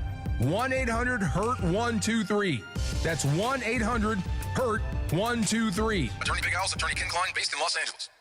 Every 40 seconds, a child is reported missing. Find the Children is a nonprofit organization dedicated to helping find missing kids. You can be a part of their mission by donating your unwanted car. Call 1-800-294-0222. You'll receive the maximum tax deduction, and we provide fast, free pickup. Call 1-800-294-0222.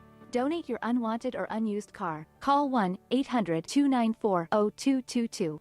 This advertisement was paid for in partnership with Cars R Us and Find the Children. Rich Eisen here with some advice. If high-interest credit card debt is grinding you down, it might be time to call an audible with a SoFi personal loan. It consolidates your debt into one low monthly payment with no fees required. And with as soon as the same-day funding, you can make the right play fast. Call an audible on your debt today at SoFi.com/debtplay. Loans originated by SoFi Bank N.A., member FDIC. Terms and conditions apply. NMLS 696891. Fast funds terms apply at SoFi.com/debtplay.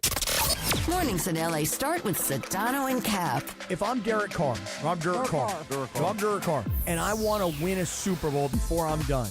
Weekdays starting at 7 a.m. on ESPN LA. How about this? You look at Stafford's record, you look at how Stafford plays and the amount of time that he misses, which is very, very minimal, and you say, hey, look, if you're the Rams and you don't have what you call a viable backup quarterback, why would you not at least knock on the door of Derek Carr? Now you've got a 34-year-old veteran quarterback who's started probably a couple hundred games in his career. And now, Ty Simpson, you're our third-string quarterback, and Stetson Bennett, in theory, could be the odd man out. But if backup quarterback is a critical position for the Rams because of Stafford's age and injury history, then getting a real backup quarterback, someone with real experience, might be on the Rams' radar. The Morning Show with Sedano and Cap. Weekday starting at 7 a.m. on ESPN Los Angeles. And it is the DeMarco and Travis Afternoon Show, 4 o'clock hour, the 4 p.m. Waba Grill Happy Hour. Waba Grill's weekday happy hour now starts at 2 p.m. until close and is packed with even more flavor. Choose 5-piece dumplings, original or new chili crisp, or a Boom Boom Taco. Boom Boom Bam! Paired with a value-sized premium Waba beverage, get both for just $5. Only at Waba Grill. The 4 p.m. Waba Grill Happy Hour rolls on the DeMarco and Travis Afternoon Show on ESPN LA. Hey, there you go. No, get down. Rosie Perez. What was that movie? Jungle Fever? You know what I think of when I think of Rosie Perez? Yeah. White men can't jump. Oh, yeah. Yeah, Rosie Perez was a woman that was dancing. She was dancing. Yeah. Oh, my God. Yeah, she opened up the Do the Right Thing. Yeah, she did it. Yeah. Do the right thing. Do the right thing. That's the movie. Mm-hmm. AI is the end of us all because it's hilarious. What did it do? Did you see the Tony Romo video where he's doing the cam? The Dak Prescott. Yes, I did see that. No, I did not see that. What I did see is them superimposing Kyle Shanahan's face over Mitch McConnell in the hospital bed. Oh, man. I did see that. That's weird. They haven't released the body cam. There's no report. That's weird. Well, you saw where Shanahan was saying too that the report was actually inaccurate. That because one of the things that was released said that the other driver was responsible for the accident, and Shanahan basically said, no, that I was responsible. He for said the it was accident. on me. Yeah, I was the one that caused the accident, and he's just I just want that to be out there. This was my fault. Yeah. No one ever says that. That's why I thought it was so some interesting. People do if it's your fault. I mean, I'm glad no one was hurt. Yeah, but I'm glad there's dysfunction in San Fran. Did he almost lose an eye? Yeah, he got like 40 some odd stitches. I guess the airbag cut Never him wish over his any eye. pain on the guy, but that's the weird deal. Pablo Torre will be on that soon. Well, he's on the Kawhi thing. He's on the Kawhi thing. And has been for quite some time. So I was reading about it. Obviously, no new news in this as far as like the league waiting for some sort of resolution from their investigation. But there was some news as far as like the NBA PA, the NBA Players Association, and the Clippers are both saying, we are not just going to allow whatever the conclusions of this investigation are. If we don't agree with the conclusions, we're not just going to accept the punishment unilaterally. Like, we're going to fight this to the very end. If that means going to arbitration or whatever it may be, they're digging in for a protracted fight to the point where it may last all the way into 2027. What are we searching for? What are we trying to do here? The investigation, the league has hired a air quote independent investigator. Okay, to a never law a good firm, thing. Yeah, to look into whether or not the Clippers circumvented the salary cap. That's what they're looking into. They have not reached their conclusions yet. But both the Clippers and the PA are both saying, if we don't like what the independent counsel says, or if the punishment comes down and we think it's out of line, we're going to arbitration. Like, we are not going to accept this just because you say this is the way that it's going to be. Now, why would you do that if you're the Clippers? Why would you fight it? Yes. I mean, well, I guess the big reason would because be it's kind of obvious they did. It sure looks like it to you and me. But they're saying there's no there. That's like a quote from one of the PA lawyers. But I guess the reason that they would dig in more than anything just depends on what the penalty is. Like, if they get a bunch of draft picks taken away, if there's a huge financial penalty, if they void Kawhi's contract, like, there could be a whole bunch of things that happen that are really detrimental to their organization. And I can understand why they want to fight. I'm not saying they're going to win. I'm not saying they're not going to win. But it's not like the Clippers won a championship. It's not like the Astros or the guy that was recording the Astros. Not the Astros, the Rockies. Yeah. Right. You mean the baseball spy? The baseball spy. You're recording them? Right. The one team you don't need to record. Right.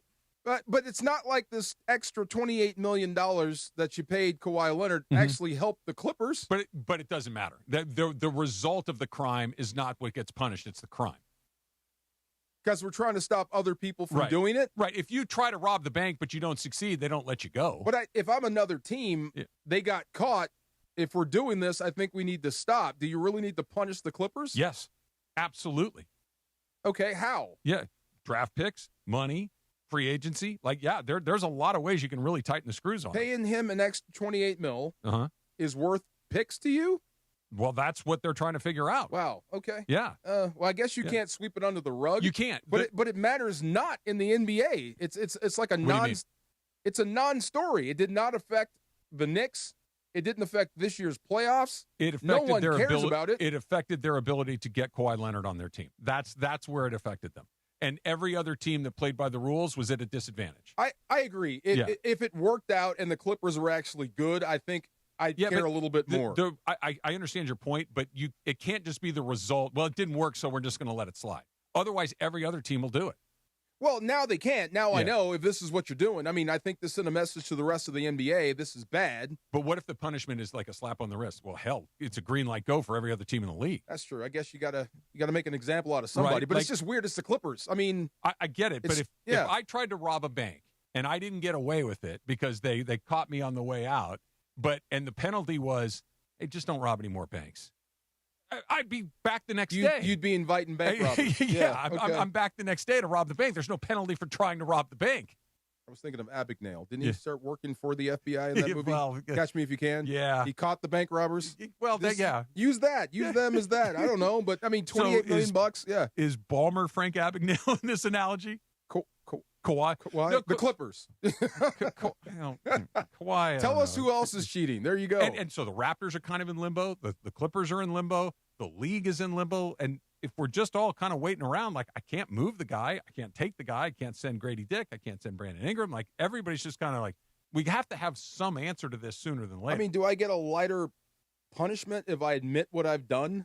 Did it. That's usually the case. Yeah, give me a slap on the wrist, take a first rounder from me, and let's move on. I don't think anybody's going to bat an eye over it. That's what if I were, put it this way, if I'm the Clippers and they actually did do what they're accused of doing, and they know they did what they're accused of doing. They have to know. I'm throwing myself on the mercy of the court. Right. And saying, we've learned our lesson. Please be gentle. That's what I meant by why are they fighting this? It's kind of obvious what you did, and it looks like it. It's kind of dumb to be putting this to let it go this long. For the league? For the league. Yeah. Oh, 100%. This is what the Cam brothers went off on, and I'm not there, but they called it a crisis of leadership from Adam Silver. I agree with Adam Silver, right? Yes. Are you sure? Yes.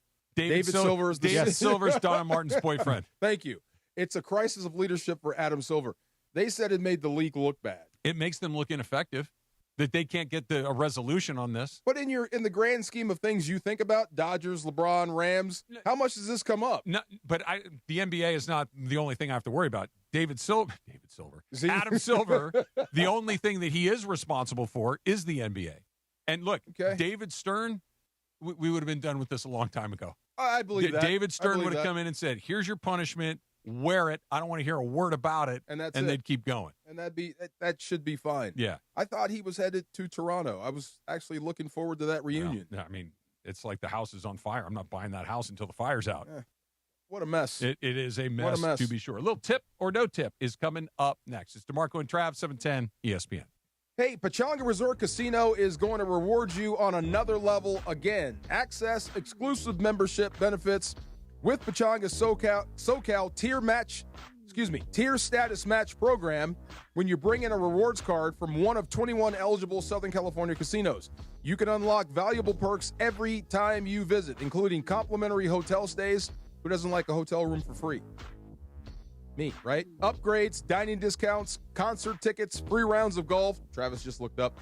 VIP experiences, relaxing spa treatments. That's me. And so much more.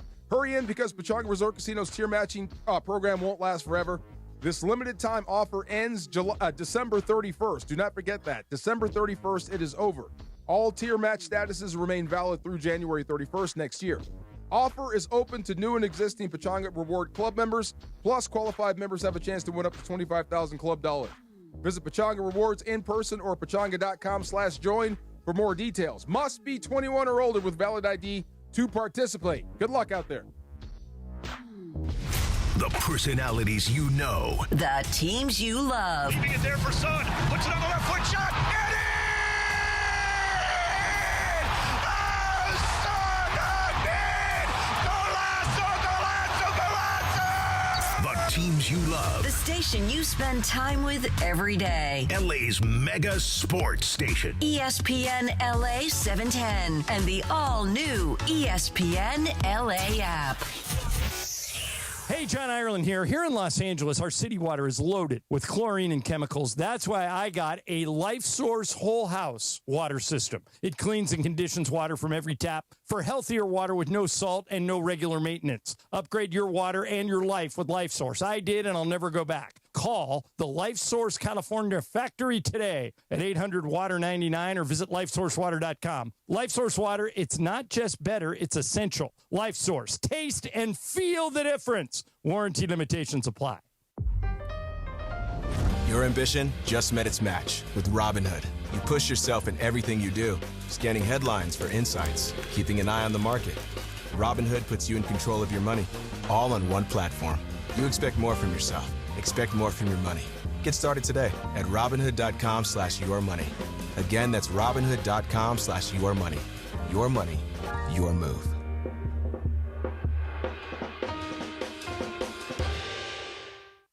In a contracting business, you're either growing or you're grinding.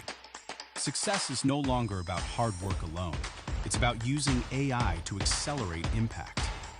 Service Titan is the only integrated intelligence that seamlessly automates your entire workflow, from first call to final invoice. Born in the trades, built for visionaries ready to stop operating and start automating. Service Titan, AI for the trades.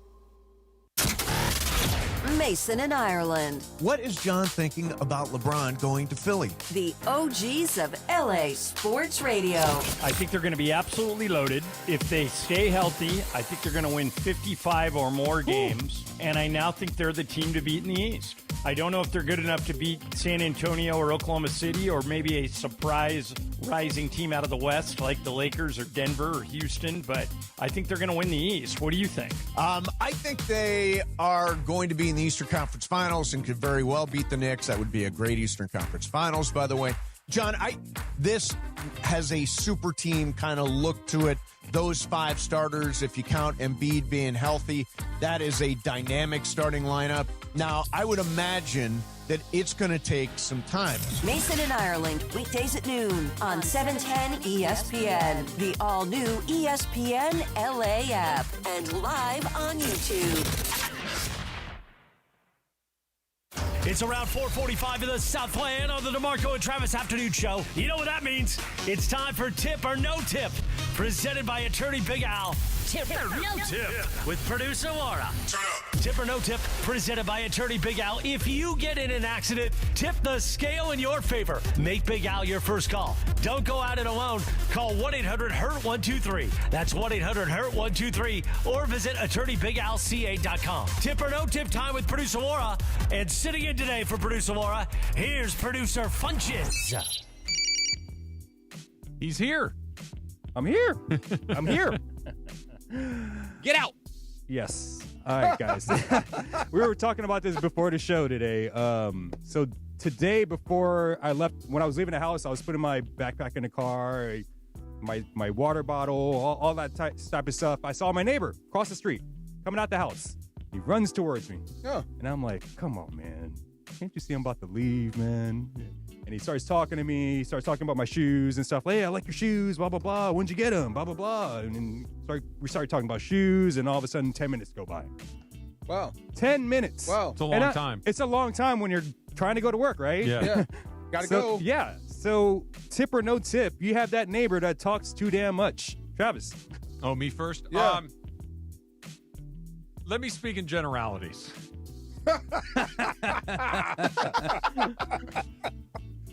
Tip. Okay. Protect the innocent. He listens to the show, huh? Protect the no innocent. idea who listens. I don't know to if the this show. guy listens. I don't know. Go ahead. We've talked about this, and you have had a very positive influence on me over the last several years, and I'm doing much better than I used to. I'm a quick wave. How you doing? Have a nice night. Go into my house, sit in my chair, and watch the Dodger game in peace. Okay. When I get home, that's really all I want to do. When I'm heading out, I'm to Funchy's point. Like, I'm leaving the house for a reason. Yeah. Right? I have somewhere to be. I got to go get something done. So I'm not looking to chop it up a bunch of times. I'm just looking, I'm polite, I'm cordial, but yes, I am not looking to get caught up on the days, weeks, and months events. Really? Yeah. I'm sorry. Because that I think you? I might be the neighbor. I do. I like to talk to people. But, Yeah. I mean, Fudge, you got cool kicks on sometimes. Yeah, I don't know where you got them. well, You're an interesting fella. Great. We can talk when I don't have a Just tell me you backpack in my gotta go. hand. Yeah. But this is the second time in like 2 weeks this guy's done this, where I have my backpack, I'm getting ready to go in the car. He likes you. I know, but you can't like talk to your neighbor for like 10 minutes. When your house is on fire, that's the guy that's going And to you come know, save so you. you know, so That's why you have to do it. Exactly. And that's exactly. And that's what my wife said too. Yes. When I texted her, I was like, this damn neighbor again trying to talk to me, and she's like, well, we might need him one day. And You blah, blah, have blah. to be a good neighbor. You have to, even if Yes. it's not like in your go-to things you'd love to be. And not that you want nobody wants to be a bad neighbor, but when stuff hits the fan, you're gonna have to knock on your neighbor's door at We're some all point in and this ask. together, and man. Exactly. Yeah. And the guy already did me a solid one time. Like a month ago, I was out of town, and we got packages at a house, and we were scared to, we were gone for like a few days. So we were just scared. Can you get the packages for me? No, yeah. I called him. There I you said, go. hey, I got some packages. Can you just keep an eye on it for me? And he came and got it, and took it to his house and stuff like that. AD So yeah, Farr, somebody's been hanging around your house. Did you leave a light on? Are you guys home? You know that Yeah, guy. yeah. You go talk to people. Yeah. You're right. Yeah, I don't like it that you're right, but you're right. There you go. Yeah. See? Is it a common thing, as far as like going around when you move somewhere new and you go introduce yourself to your neighbors? That's still That's common? a really good question. So I'm really glad you asked that. I think it's incumbent on the people that already live there to come and introduce themselves to you, because it's weird to just kind of walk up and down the street and say, hey, I'm the new guy. Now, maybe that's fine. Like, we had a family move in down the street, and when I go on my walks, I saw this man that I knew was new in the neighborhood, and I just said, I stopped against all of my instincts and said, hey, I'm 4 houses down on this side. My name's Travis. My wife's Susan. Just welcome to the neighborhood. Hope you're having a good day. I'm going to go get my sweat. Take care. And he told me his name. I already forgot what it is. But just, keep going. But at least, I lived there already, so I have to say hello, not the other way around. Okay. I present myself. I just go to the end of the driveway and just wave. Yeah. Eventually, they come over and start. Yeah, I'm man. going to meet you. I want to know who's in my neighborhood. I'm that guy that gets, parks my car and just walks in the house. Oh, you're We'd that be guy. great neighbors together. Yes. Unless, you look at me or something, or, then I'll say something. I'd make up stories. He's in witness protection. That's why he didn't want There's to be sometimes, seen. it's so funny. There's sometimes where the guy across the street, the guy I'm talking about, I hope he doesn't see me so we don't have a conversation. Oh, so fun. sometimes I sneak around. No, you can't do that. Wow. Yeah, Don't be that guy. Well, You're no. going to need that guy. Yeah, at some you point. are. Well, I'm just saying, though, his garage is open, his back is turned, so I try to, just get in the house I see quickly a or something. Fun just peeling out of his own driveway. Yeah. Down the That's street. what I'm doing, dude. You should walk over with 2 bottles of beer one day. Just walk over, hand him one, and just sit there and talk. You know what? He bought me a donut one day. Look, see? And you're running away from the guy? Yeah, Come on, bro. Bunch. Man, I'm antisocial. You might What kind be of the bad donut guy. was it, by the way? It wasn't that great. It wasn't a chocolate. It was like a plain donut. Like Yeah. a Archie, you may be glaze a or bad neighbor. It wasn't. It wasn't anything special. He's so. criticizing the man's donut Brought him the selection.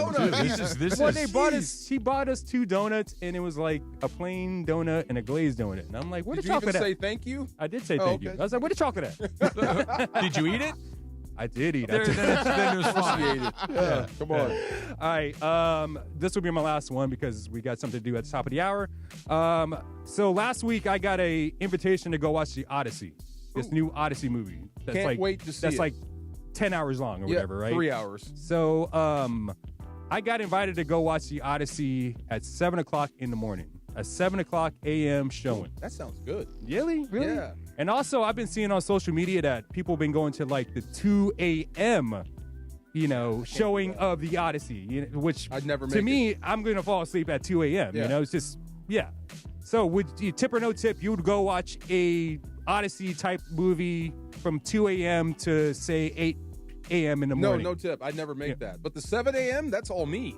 I am wide awake. That is beautiful. Really? So Yeah. you just wake up and go. You're down to do that. Absolutely. Couple eggs, cup of coffee. I'm in there. I have nothing to add to that. That's exactly right. Yeah, there you go. Let's And go. You start whatever you want at 7 Really? o'clock in the morning. Really? I'm in. I'll Really? be there. I'll be in a great mood. I'll be wide awake. I'm You ready can have to some go. coffee and popcorn? Oh, whatever, sure, why not? But if you said to me, hey, this starts at 9 o'clock at night, I don't know, man. Yeah. I'm not going to make Or that. 2 o'clock in the morning. I see some crazy people doing that. I'll catch you some other time. Yeah, and I felt bad because I had to work the morning show that day. I couldn't go with these people to go watch. What was that movie? Let's do the Time War. Rocky Horror. Okay, that's the only one I've ever seen like after midnight. Really? Yeah.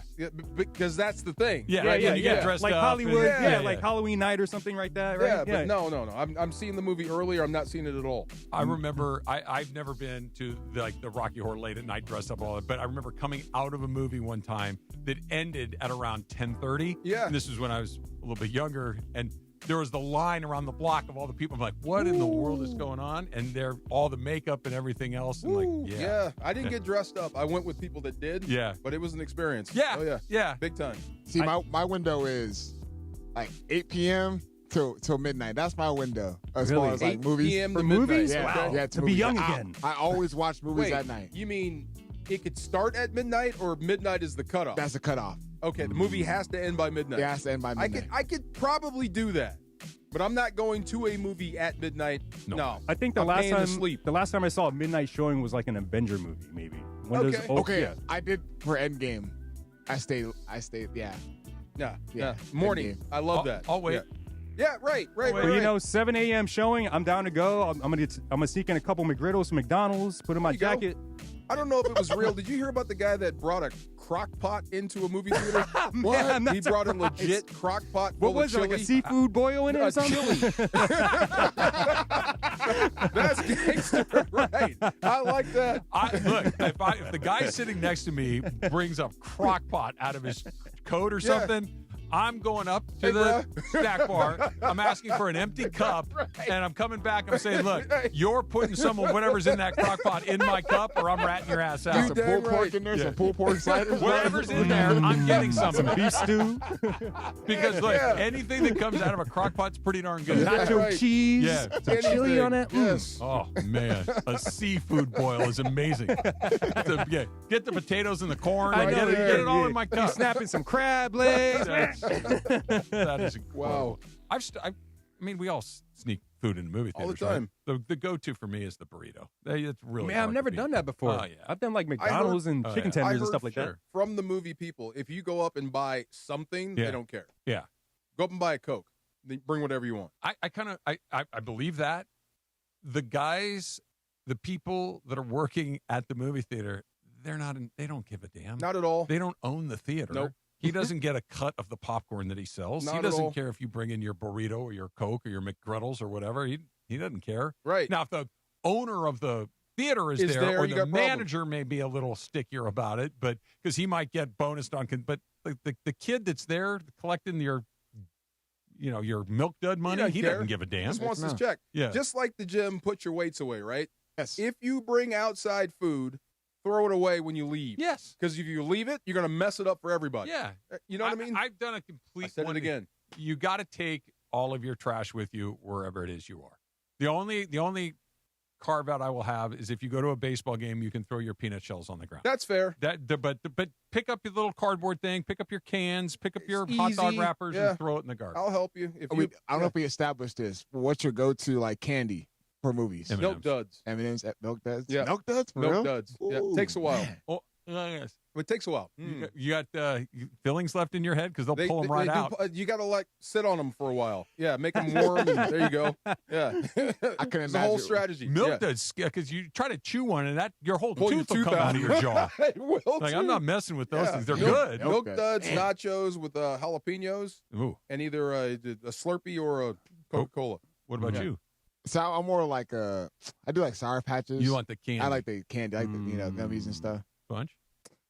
Everything. Yep.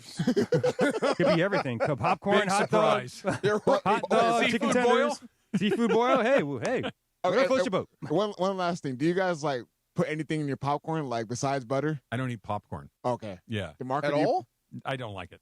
Really? Yeah, not really. Oh. Yeah. Wow. Yeah. Never. I mean, I would have I would never choose to eat popcorn. If there's a big bowl of it, I'll take a piece or I just don't like it. A hot bucket of popcorn with some butter on it and properly salted. I know. I'm the weird one. I can concede. I don't like it gets stuck in my teeth. Every now and then I'll throw some Raisinets in there. Oh, I heard that. Oh, you're one of those people? Yeah. Every now and then. I like popcorn. I like it segregated. Yeah, I like it segregated. You like it segregated. Raisins are so good. They are. I heard M&Ms are good too. When you throw M&Ms in there, yeah. All right. Got one problem with Raisinets. If the movie's too long, you know what it is. Yeah. Same problem you had about 2 hours ago. Right. All right. We got a very, very cool announcement involving one of the friends of the program. That's coming up next. It's DeMarco and Travis, 710 ESPN. Two things. Tip or no tip is brought to you by my guy, attorney Big Al. If you get in an accident, tip the scales in your favor. Make Big Al your first call. Don't go at it alone. Call this number, 1-800-HURT-123. That's 1-800-HURT-123. Or visit attorneybigal.ca.com. And it's Cosm Ticket Thursday. Listen all day for your chance to win tickets to experience Cosm and see why it's one of the most immersive ways to watch sports and entertainment. We had a blast watching that Kings playoff game. Wasn't it a playoff game? Against Edmonton. It was Game a 7. blast. Felt cold in there. It's so good. Feel like you're right in the middle of the action with Cosm's shared reality experience. Visit Cosm.com for more info. The home of the Lakers. And now the home of the Rich Eisen Show. Weekdays 9 a.m. to noon. KSPN Los Angeles. A Good Karma Brands radio station. Looking for a vodka with standards? Blue Ice delivers. American made from Idaho potatoes, gluten-free, non-GMO, and only 64 calories an ounce. Enjoy the classic Huckleberry with lemonade or award-winning double espresso. Blue Ice vodka, premium taste, nothing extra.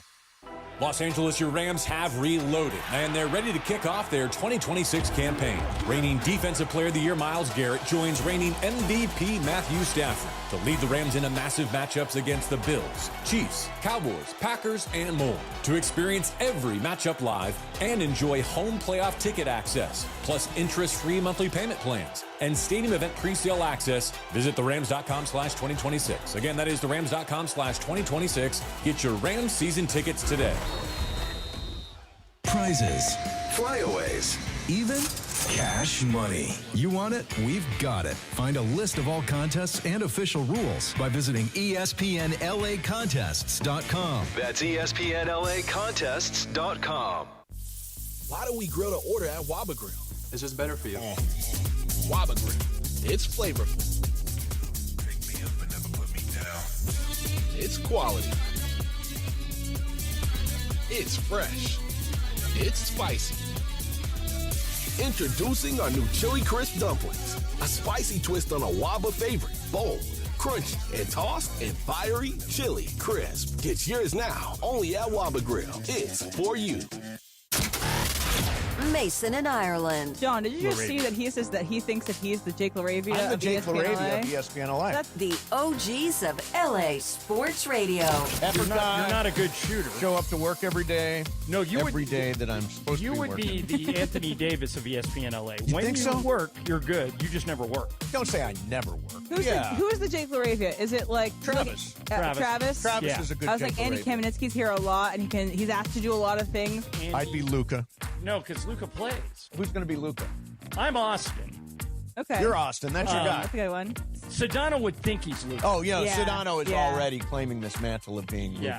The Luca of ESPN LA. Maybe Chris No, you thinks know he's who? Luca? Luca. Chris Morales thinks he's Luca. Yeah, then Morales and Sedano would fight over that. Yes, exactly. Mason in Ireland, weekdays at noon on 710 ESPN, the all-new ESPN LA app, and live on YouTube.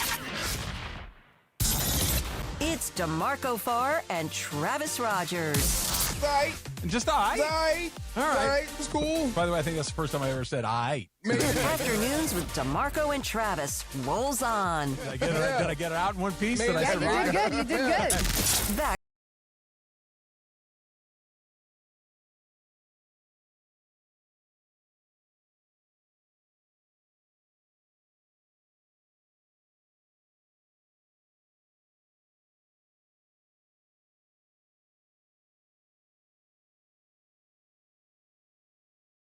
And Eddie Alizadeh joining us right now on the program. Eddie, how you feeling? Eddie? Fantastic. How are you? We are great. We are great. So I've not said why you're calling in. I want you to do the honors because this is incredibly exciting. Tell us what you got. Oh, my gosh. Well, we just got the press release. Variety, we weren't allowed to talk about it, and Variety just released it. So Oral Hershiser on August 13th is being honored with a star on the Hollywood Walk of Fame. Get out of town. And in fact, Oral, I'm on my way to see him down in an event with our friends at Yamava.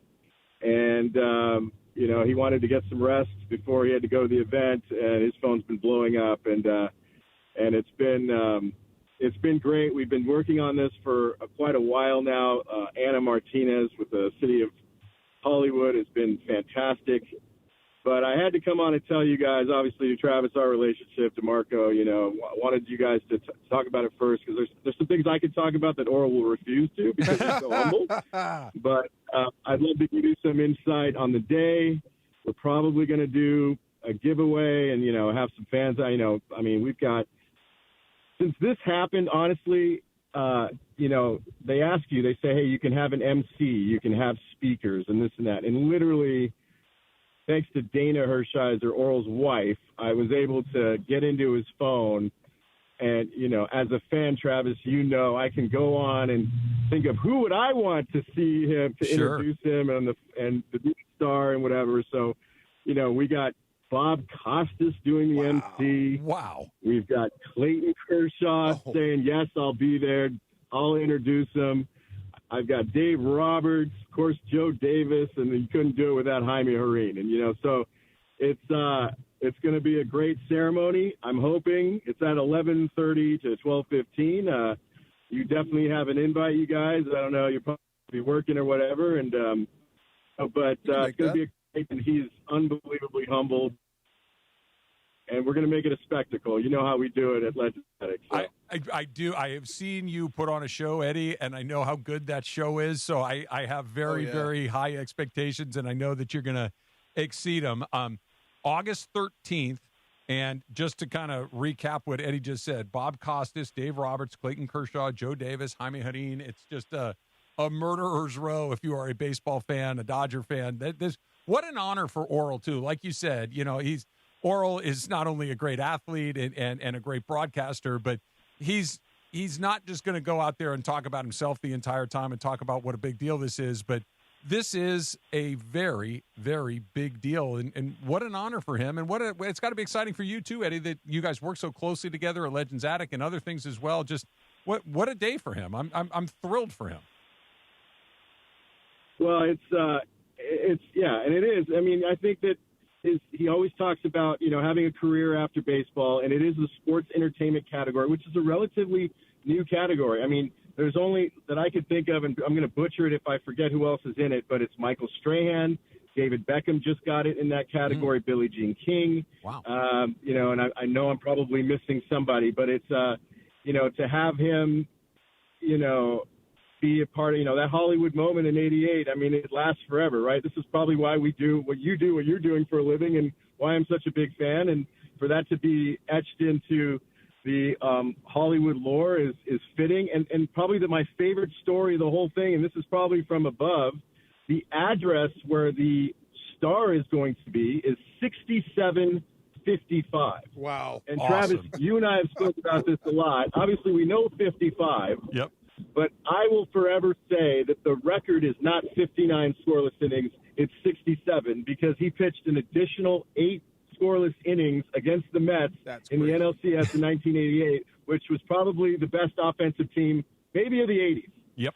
To take them down. So 67-55, that's Hollywood and Highland, which is a great location. Wow. We're so super stoked, and it's, like I said, the stars cannot be more aligned. Well, you guys had to plan that, right? Come on, you had to plan that. No, I mean, we don't add an address on Hollywood Boulevard. Wow. When Anna Martinez said, "Hey, here's the address of where we're putting it," I said, forgive my language, I can't say it in the air, but you know what I said? I was like, "You got to be." You're right. You got to be blanking seriously. kidding me. I looked at that. This is the 4th star for the Dodgers. Oh, yeah? The Dodgers as Scully's a team gotta be has there. one. Vin Scully has one. Billie Jean King. Okay. And then Oral That's Hershiser, fantastic. the fourth Dodger with a star on the Walk of Fame. Unbelievable. So stoked. So excited. Definitely will be on. Look at our Instagram at legends.attic. We'll probably put something. We'll have to give some fans an opportunity to, there's 75 seats that, any fan can come. They're going to close down the streets for this one. Wow. So we expect a big slew of LA fans coming through, and hopefully ESPN will be a part of it. And then, Variety took out some full-page ads, and a bunch of people have called in and put ads out to congratulate him. It's been great. And, Oral's obviously, calling me saying, Eddie, what did you do? Hey, we're trying to make this big thing. So, well, congratulations to Oral. Congratulations to you, Eddie, for putting this thing together. And August 13th, 11:30 in the morning, 6755 Hollywood Boulevard, Hollywood and Highland. Oral Hershiser is going to receive his Hollywood star on the Walk of Fame. And I'm going to do everything I can to be there, my friend. You guys have been incredible for me and everything that we've been able to do together. So count me in for sure. You got it. I got a seat for you guys, and just let me know. And thank you for letting me come on. And, of course, always, I enjoy your show. Awesome, You got man. it. Thanks, Eddie. Talk to you soon. Wow. A bulldog. Yeah. You know what? I feel bad now because it's Oral. We like talking to Oral. Oral's like one of us. I know. We almost forget how good he was. Well, you said it. He's royalty. We have the Dodger channel on the TVs here in the studio, and they were running one of their documentaries, and it was about the 88 season again. And just watching him, because we've gotten to know him over the years, right? And he's become a friend of ours.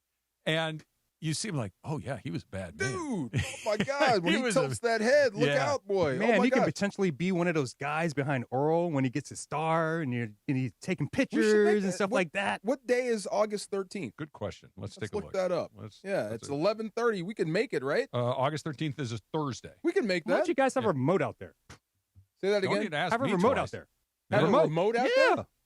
Great call. Sold. I mean, Greg, Chris, are they still logistically, here? I don't know if I can do, okay, that's a good call. I can give you the answer to do it, but I mean, I'm giving a suggestion. This is what it is. Yeah. Greg can make it up to you for mocking you on That's the morning true. show that this is how he can put this back That's how together. you can make it right there. Put us on remote when Oral gets his star on the Walk of Fame. That is so awesome. That's very cool. I was thinking we could take a Waymo.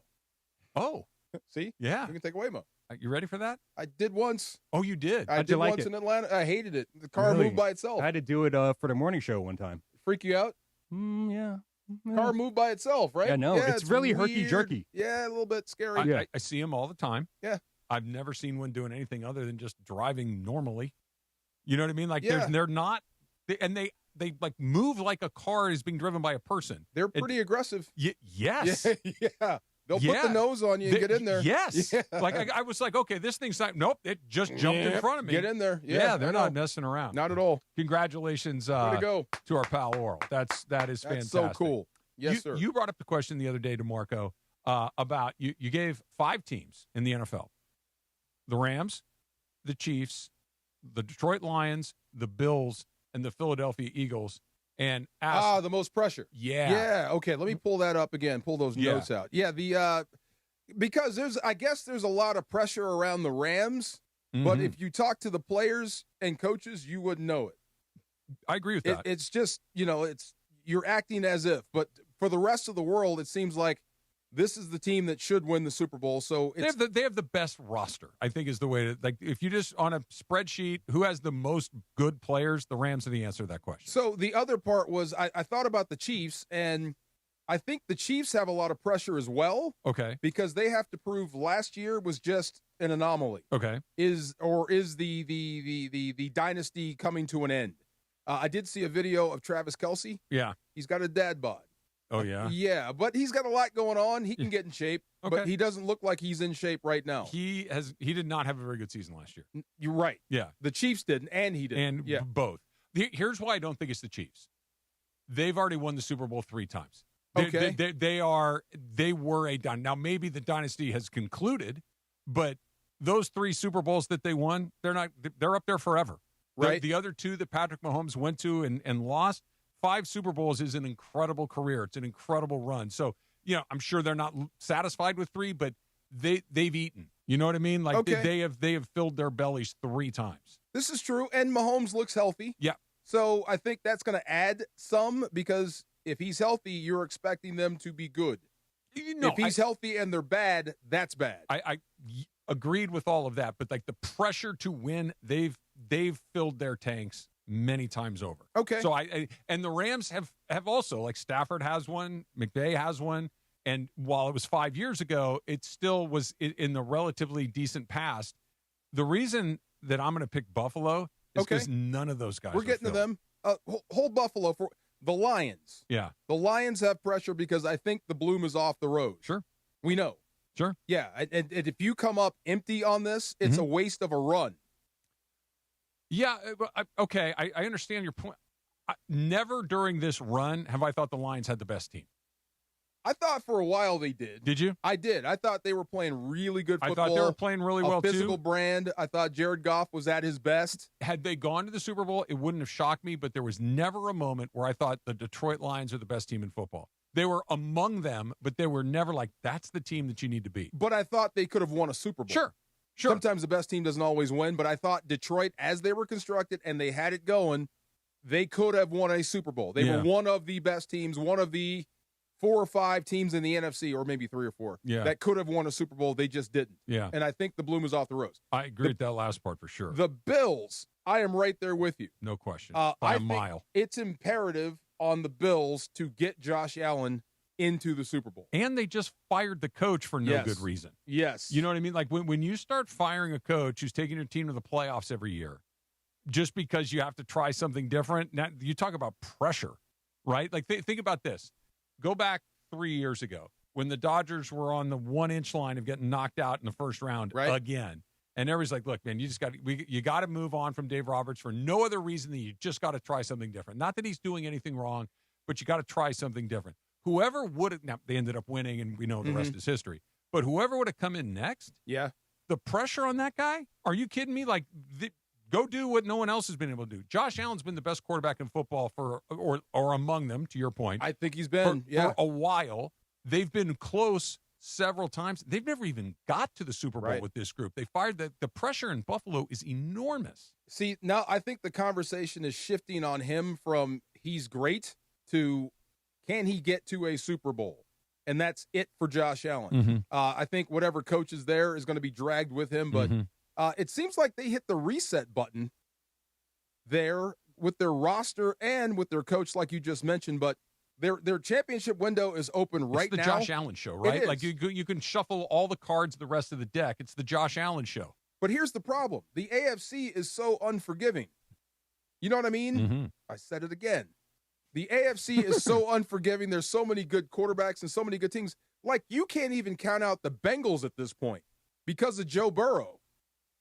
I'd still count them out just because they're the Bengals, but I get your point. But if they catch fire, if their defense is halfway decent, Burrow is good enough to beat anybody on any given Sunday. The 1 year they kept him healthy, they went to the Super Bowl. Right there. That's the problem. It scared the crap out of the Rams. He can't stay healthy. That's the problem. You can't stay protect healthy. him. Yeah.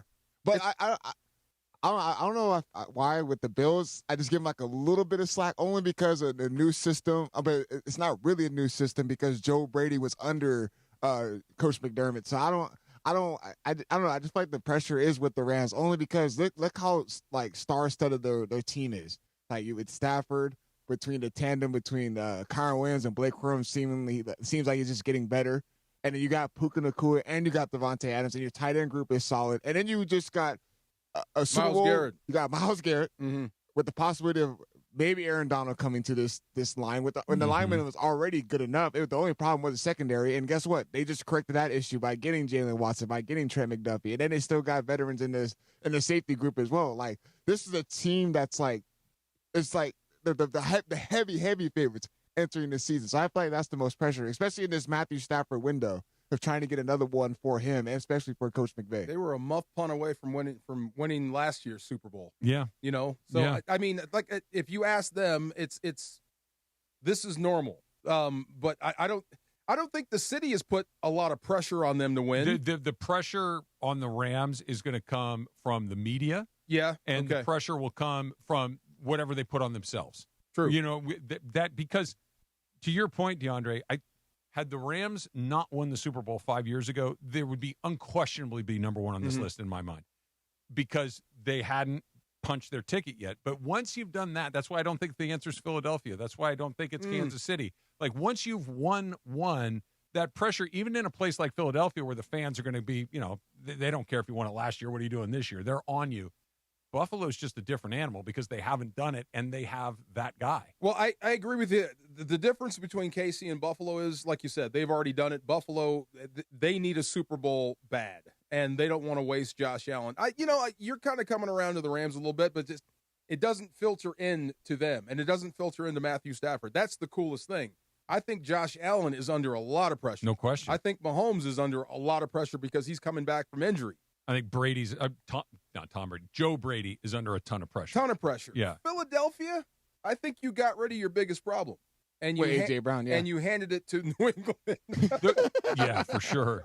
The reason I don't think it's Sean McVay, I'm sure, feels pressure, but he knows how to deal with it. Yeah. And he's going to channel it in a functional way, in a productive way. I think they've already dealt with that pressure. I think that's why the team is built this way. That's what I'm saying. Yeah. Like, Matthew Stafford is not going home at night and saying, if I don't win the Super Bowl, he's like, I got everything I need. Let's go play. Yeah. Like, I have what I need. I think that Myles Garrett is probably thinking, man, if I don't win the Super Bowl, I'm finally in an organization that can unleash me to the maximum capabilities that I have. Yeah. I can go. It's all exciting pressure, not, hey, if we don't do this, we're all failures pressure. There's a difference between those two things. To recall or bring back, or what do you call that? When you go back to what John Ireland said, Super Bowl or bust, Super Bowl or failure.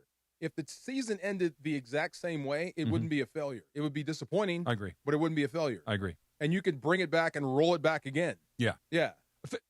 The way that this season is a failure for the Rams, obviously, if you miss the playoffs, that's a failure. If you are barely, like, you're the last team into the playoffs, you get beat right away, that's a failure.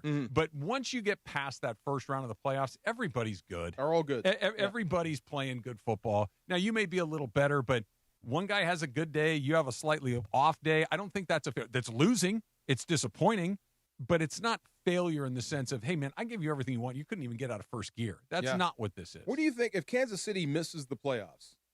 Is Andy Reid gone? Because he's not getting any younger. Gone as in fired, or gone as in I'll catch y'all later? Either way. Maybe. Either way. Maybe. At some point. He's in his 14th year. Yeah. You think the Chiefs would fire him? No, I don't. That's why I asked. You can't fire him. Yeah, but I was think going he to would say step down. that. I think that may be. How old's Andy Reid? He's got to be closing in on 70, right? I think he is, yes. That if he just decide, you know what, I'm going to go live the rest of my life on a beach somewhere, okay. He's won the Super Bowl. He's 68 years old. Yeah, I mean, that's do some State Farm commercials. Exactly. Whatever he wants. Yes. Eat them burgers. Whatever he wants. Travis Kelce is 36. I wonder how he finishes up. I think you saw it last year. You think so? I But he's do. out there now. No, I think you saw what he's got left in the tank. You can't retire before the season. You're here now. You got to Look what play he this just thing married. out. Look what he just married. But you got to finish it out. You're there. Yeah, I think. I think you can't quit you now. You're going to be the trophy husband now. Okay, so he finishes subpar, but he finishes the year. That's the way most people finish. Right. That's not unusual. Right. I think quitting before the season started would be bad. Nah, he won't do that. It'll Just be, underperforming and then retiring, I think that's normal. And the other thing could be if it gets off to a particularly rocky start, ooh, my knee. Something hurts on. And it could be legit. He is 36 years old. for sure. Yeah. But the Chiefs team is vastly different than the years prior. When you look at it as like a whole roster standpoint, it's totally different. Like, he doesn't have the same receiving core. Like, no. we don't even know what their defense is looking like besides Chris Jones. Like, they got, again, both their cornerbacks are on the Rams. Both their all pro cornerbacks on the Rams. I was going to say he's got the enemy now, but dang, did you hear that story? That's a horrible story. Sure did you hear that story about the enemy? That's a horrible story. Oh my gosh, that's just terrible. But he does have the enemy back, and he kind of gets the most out of Mahomes. So, yeah. And then can I just answer the Eagles portion of that as far as pressure? Please. I don't feel like the pressure's on the team. I feel like the pressure's just on the head coach in general with Nick Sirianni. If he has one of those seasons like he did last year, knowing how talented the team is, they got no choice but to turn him loose. It's now, you can fire. Yeah, well, for sure. You can pull the plug on Sirianni in a heartbeat, but who are you going to get that's better? Who knows? There'll be a hot commodity. There You always think? is. There always is. There's always the next big thing that's a coordinator Nate somewhere else. Shieldhouse. Maybe. Yeah. I mean, maybe it could be. Could be. And Yeah. especially if the Rams are as good as we think they're going to be. If if it looks like it has looked in the past with these assistant coaches. So for sure, I would want to add one name to your list of pressure in Philadelphia. I agree with you that Sirianni's at the top of the list. If Jalen Hurts has another year that's not particularly strong, and you're like, look, we got rid of A.J. Brown because you guys weren't seeing eye to eye. You have Saquon Barkley. You've got Devontae Smith. You've got this incredible. What else do you think? The pressure on him is real, even though he's already won one. But I think that we tried to clear the decks so you could have as much success as possible. If he struggled a little bit, I think that'll land on him. I think they're going back to what they do best. Run the ball. Running the ball. Yeah. And letting Jalen Hurts play off that. That's where he's at his best. And I like I said, I think your biggest cancer is removed. I think A.J. Brown is the new T.O. Wherever he goes is going to be a problem. He's good. He's as radioactive as T.O. was? I believe he is. Okay. He's already starting his stuff in New England. You know what I mean? Is he as good as T.O., though? Not many people are. Well, like in terms of body Like and what physical he peak? does, yeah. The guy, you can't cover him with one. If he catches it in the open field, you've got issues. If you're in the red zone, he's a lob threat. You've got problems. But the issue is you got to deal with the nonsense in the locker room. He's going to split your locker room right down the middle everywhere he goes. To bring it back to the Rams for half a sec, this is one of the things that I think that has been a component of their success. That they don't do guys like that very often. The guys that are, I'll use your word, a toothache. They don't. There are very few toothaches in the Sean McVay era. Very, very, very few. Yeah. And when they do have guys that have come in that have a little bit of a reputation of maybe, like think Jalen Ramsey. Like Jalen Ramsey came in as, oh boy, let's see how Jalen Ramsey was. Nothing happened. Model citizen. Yeah, and he just balled out for the entire time he was here. They said Jalen Ramsey, when he was in Miami, was one of the reasons Mike McDaniel didn't work out. Yeah. Like he would walk out of meetings. Yeah, well, Jalen Ramsey, when he was in Jacksonville, was a handful. That wasn't that guy here. No. Yeah, the only guy I think that was an outlier to what the Rams have built wasn't here very long. Deshaun Jackson. He was a guy that was kind of diva-like that would get, like I heard this about A.J. Brown. How long was he here? DeMarco, 4 or 5 games? And he asked to leave. Yeah. But it summed it up perfectly. You have to be okay with 0 catches and a win. Yeah. A.J. Brown won't do that. Yeah. I don't think, I know Deshaun Jackson was not cool with that. Yeah. I need the ball. Yeah. Like, no. Winning's the most important thing. Not to everybody. Well, yeah.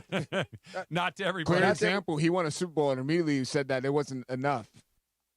There you go. Clear example. Yeah. Was that when he had his book out? No, this is after the after Okay. fact, yeah. Yeah. And ask me, do I want him? Absolutely. Yeah. I can fix him. I can fix him. She won't be crazy with me. Absolutely. Yes. Come on. We Guess can work what? it out. Guess what? Yeah. There it is. Yes. Yeah. Collect example. call. Yeah. I bet you there was a brief moment in Philly camp when A.J. Brown was doing his stuff in New England. They're like, thank God we don't have to do that today. Man. And then they're There he going to goes turn on the again. TV on Sunday night one night and see him going off and like, man, I wish he was still here. Wow. It's one of those. I think the Lions will go down in history, this run, as the greatest regular season story of all time. It was a great turnaround. Really? You revitalized downtown. You got people were excited about Lions football again, and it That's hadn't true. amount to a championship. Yeah, but I don't know. That what you said is right, but man, they got to one NFC championship game. Yeah. I mean, that's not nothing, but one NFC championship That's what I game. mean. It'll be a great story about just that, and that'll be Okay, that. so we were discussing about Baker Mayfield and Tampa Bay Buccaneers. So the same situation as far as like Todd Bowles and how it's kind of gotten stale over there in Tampa Bay. Isn't it kind of getting stale in Detroit? I don't think it's stale yet. But Not this yet. whole Dan Campbell, like, kicking the kneecaps. And all I that. think Detroit fans are still excited. I think Tampa Bay fans, they know what's coming. Levante David is gone. Mike Evans is gone. Baker Mayfield is mad at the team. Vita Vea Disrespectful. wants out. Disrespectful. Yeah, I think they know what's coming. And the South is there for the taking. Yeah, it's a bad division. Horrible. Yeah. You should be able to win that. The Detroit thing, if they have another year like they had last, they missed the playoffs last year. If they have another year where they're underwhelming, then I think DeAndre, you might be right. That's one of those. You know what?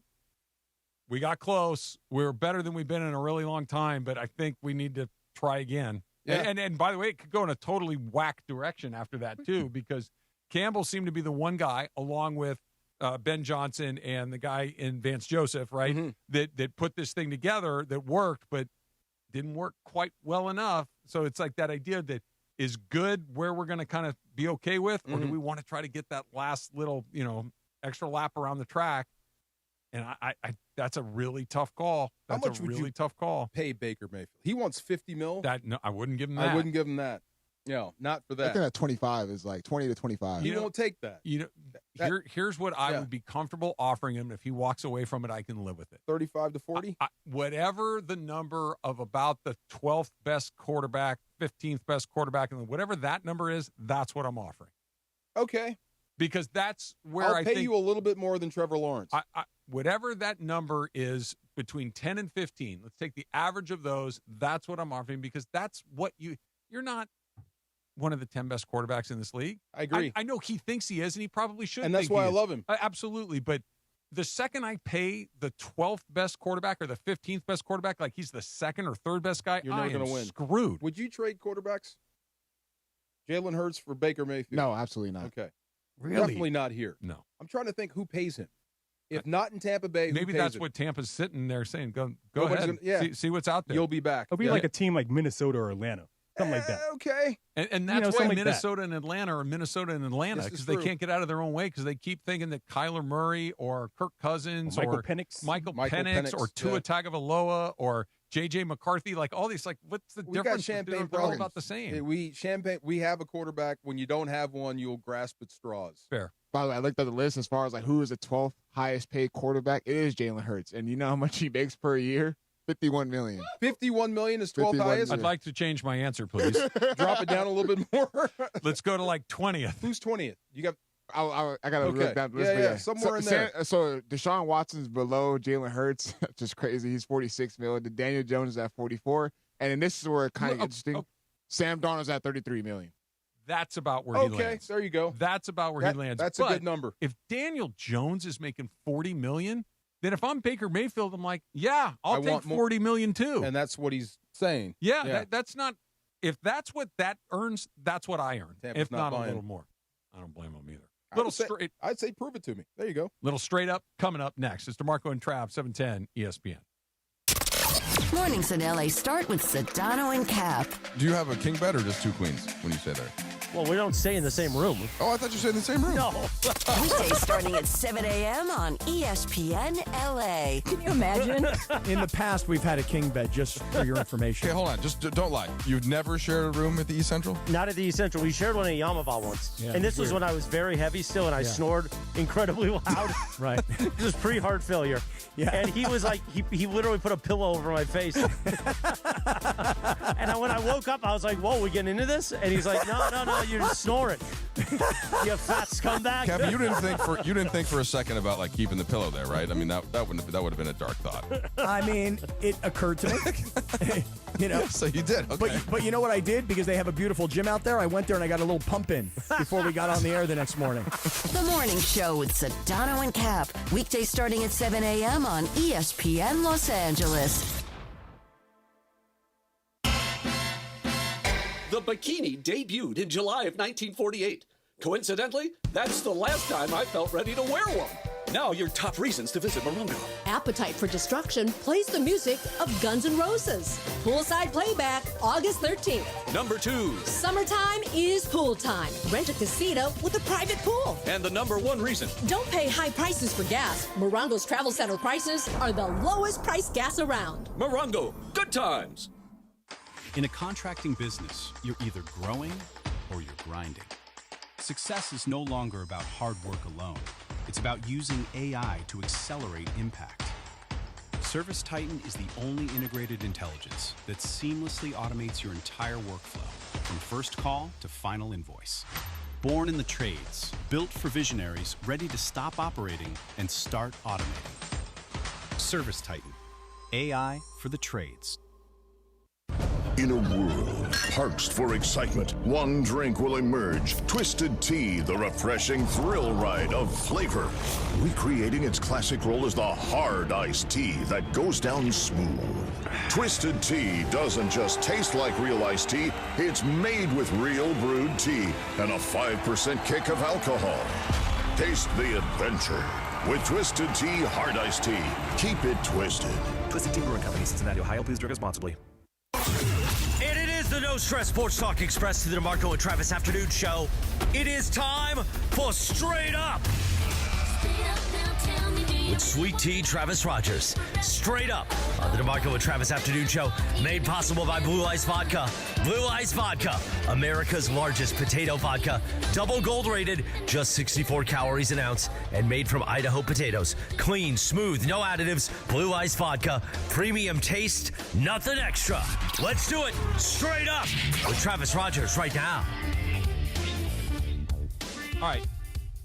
You know how much I love baseball cards, right? Yes. Every time we go out to Legends Attic, speaking of our friend Eddie and Oral, I just like walking through there and look, I remember this one and I had this one. And Easy place to do that. Yeah. And I just, they bring back such fond memories of riding my bike to the liquor store and buying a pack of cards and trading them with my friends and lining them up in teams. Can I say, the time I got scared, we were at a golf course. Yeah. And some guy showed you a card and you named the year. Oh, sure.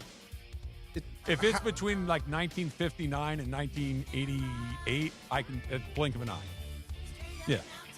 I was in. Yeah. It's just some people know wines. I know baseball cards. Fair enough. Right? Go ahead. Yeah. And this is why this kind of bums me out a little bit, because I read a story today where some guy in Florida bought this collector's box of cards, and it's you don't go to the lake. You can, but most of the time that people are buying baseball cards, it's not. Look, cool. Here, kid, have a pack of cards. They're $1, whatever. The boxes are very, very expensive. It's a big deal. Yeah. This is how big of a deal. Somebody got a 1-of-1 Shohei Ohtani card in a pack in Florida, right? And then immediately turned and flipped it. Okay, it's 1-of-1. It's got 2 patches from his jerseys from his MVP seasons, and he has autographed it. Take a guess at what you think that sold for. He flipped it immediately? Almost immediately. 1.5? 1.5? Yeah, okay, good Am guess. I close? No. More? 10x. 10x? $10 million. Immediately? Immediately. Wow. And it's like, I get it. Like, good for whoever in the got card that business thing. then. But it's like, that I'd like to just open the packs and go, I got 3 Dodgers, and I hate this guy. You can have, you got this guy. That there's $10 million nuggets in these packs now is just bananas to me. Do the companies know they're in there, or is it all random? I think it's probably. I mean, they know that there's only one, right? It's a 1-of-1, so it's got to be somewhere. I don't think they know exactly where it goes. It's like knowing, which scratcher Lottery. is. Yeah, exactly. Yeah, what scratcher is going to give you money. But right. You couldn't cheat that. I'm going to put it here and make sure you get it down there somewhere. Who knows? I would think not, because I would think just like the random. lottery. Yeah, but okay. Yeah. What do you do with the other cards? You just throw them away? Yep. You do? That's so disrespectful. If you found one at $10 million, yeah. Okay. I love to put them in numerical order, put them by team, put them by position, put them by my favorite players, put them by my least. I would just sort them 100 different ways all the time. Did you put them on the floor like they're playing? Of course I did. You did? Of course I did. And then every time, why do I have 43 Sixto Lezcano cards? Wow. Why do I have 18 Tony Peñas and only 1 Darryl Strawberry? Wow. It would just drive you crazy. Did you have a friend that traded with you? I had a bunch of friends that traded with Still? me. No. My pal G-Fish loves baseball cards too. Okay. So but neither one of us really buy a whole bunch of them. I like to open the packs. That's all but I'm not looking for the $10 million. I just like to go, look, an Ohtani. Just a regular Ohtani, not the $10 million one. This is the guy that found the Ohtani card and let people actually touch it. No, that was at Legends. That's the guy, right. Yeah. But Earl Campbell, that thing. That thing's probably worth some. Ohtani cards are crazy. I'm in the card business from now on. There you go. Yeah. Straight Up is sponsored by Blue Ice Vodka, America's largest potato vodka. Double gold rated, just 64 calories an ounce, and made from Idaho potatoes. Clean, smooth, no additives. Blue Ice Vodka. Premium taste, nothing extra. You know what I got for you guys today? What do you got? Oh, yeah, boom, baby. Okay. Back on my game show host grind. You're sitting on your win. I got 2, right? We split one. Win. I got one along the way. This was actually inspired by that story that I just read you. The baseball got me thinking about this, that, and the other. And Ohtani, and they're obviously going to retire Shohei Ohtani's number at Dodger Stadium one day, right? Maybe while he's playing. While he's playing.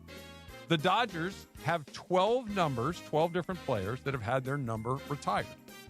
Give me one of the 12 players that have had their number retired by the Los Angeles Dodgers. I'm gonna fail. Mr. Farr. Oh my God, I'm gonna fail. No, there's one that you know. Jackie Robinson. There you go. Okay, thank you. There you go. Okay. Jackie Robinson, number 42, retired by the Dodgers.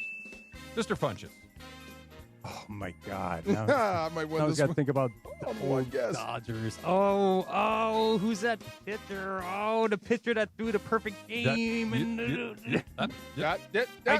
Five, 4. Fernando Valenzuela. Fernando Valenzuela, number 34, Okay. is retired by the Dodgers. Fernando Valenzuela Still is in the game. on the list. Okay. Our good friend Oral, can I put that on there?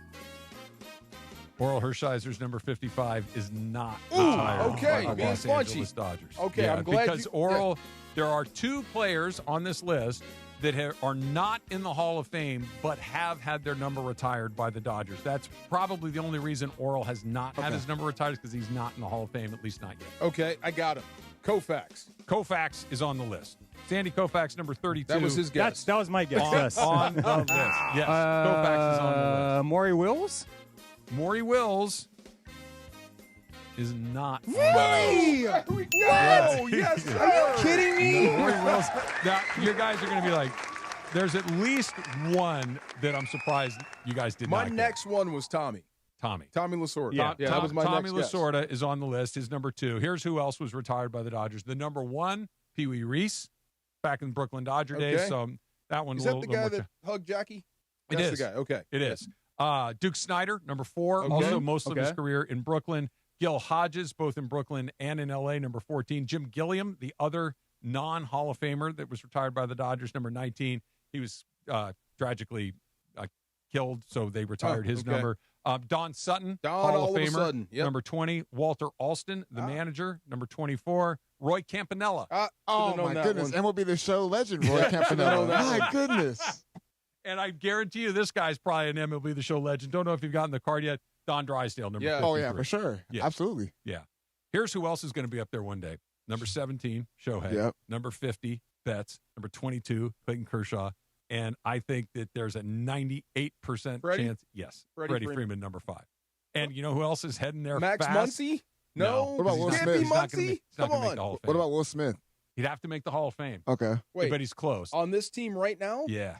Now he's got a ways to go, but he's Yamamoto? off. Yep. Wow. Okay. You think? Yep. He's 2 for 2 in the World Series. He might win the Cy Young this year, and he's going to be here for another 10 years. Oh, okay. Yep. They should name like a tunnel after Max Muncy or something. Look, Max Muncy Way. There will be a Max Muncy display in that ballpark Has somewhere. to be. Yeah. Yeah. He's the rock, the heart. Yeah, he's yeah. the heart and soul. Absolutely. Wow. Duke Ah. Snyder. Unreal. Yeah. Yeah. Maury Wills is not retired? Not in I the can't Hall- believe mad. it. He's not in the Hall of Fame. Wow. Yeah. Yeah. Jeez. Tough So- to get in. So this is totally random. You asked me. I played a promo.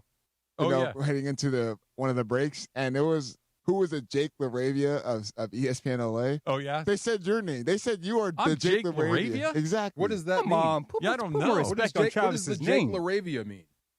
That's just what Mason and Ireland were discussing. They're like, who is like the Jake LaRavia of ESPN LA? And I don't know what they were like. Were really referring What was to. going on all day?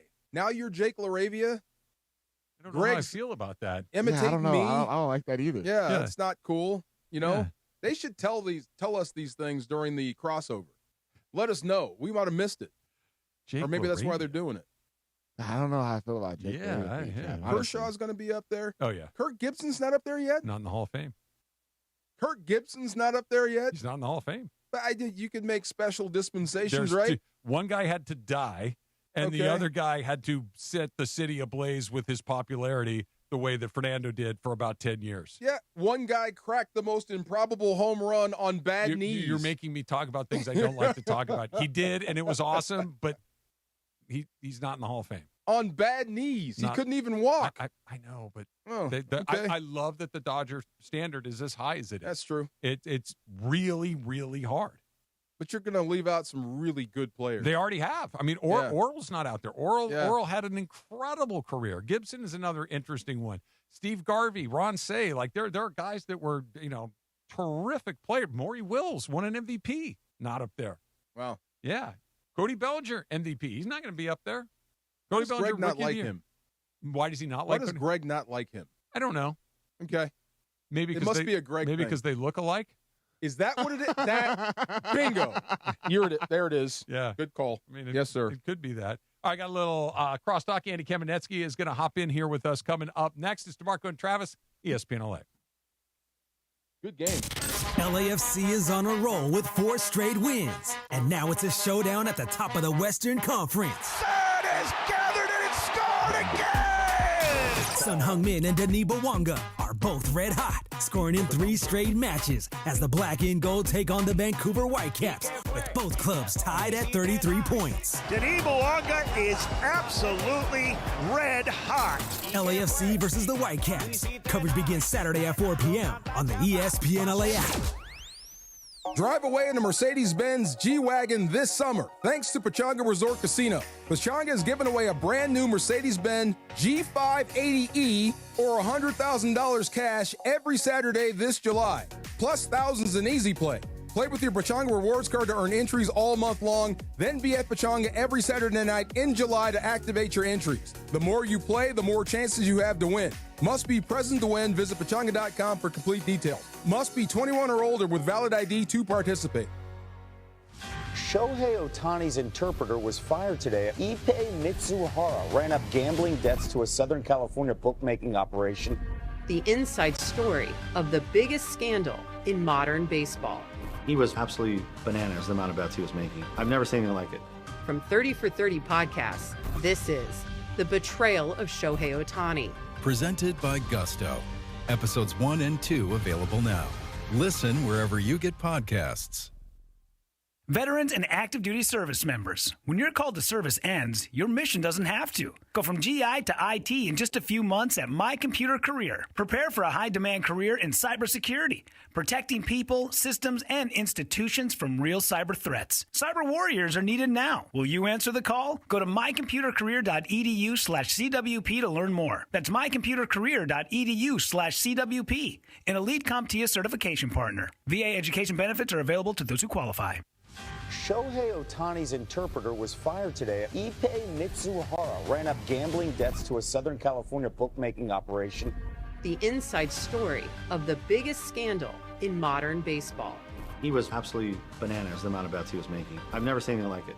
From 30 for 30 podcasts, this is The Betrayal of Shohei Ohtani. Presented by Gusto. Episodes 1 and 2 available now. Listen wherever you get podcasts. Progressive knows you think the grass is always greener, like maybe you ride a motorcycle. But today, it's raining. So you wish you had an RV, but if you did, you'd have to listen to some guy parked next to it at a campsite plays acoustic guitar. Now, before you start wishing you had a boat, remember, your brother-in-law would invite himself every weekend. Permission to come aboard, Captain?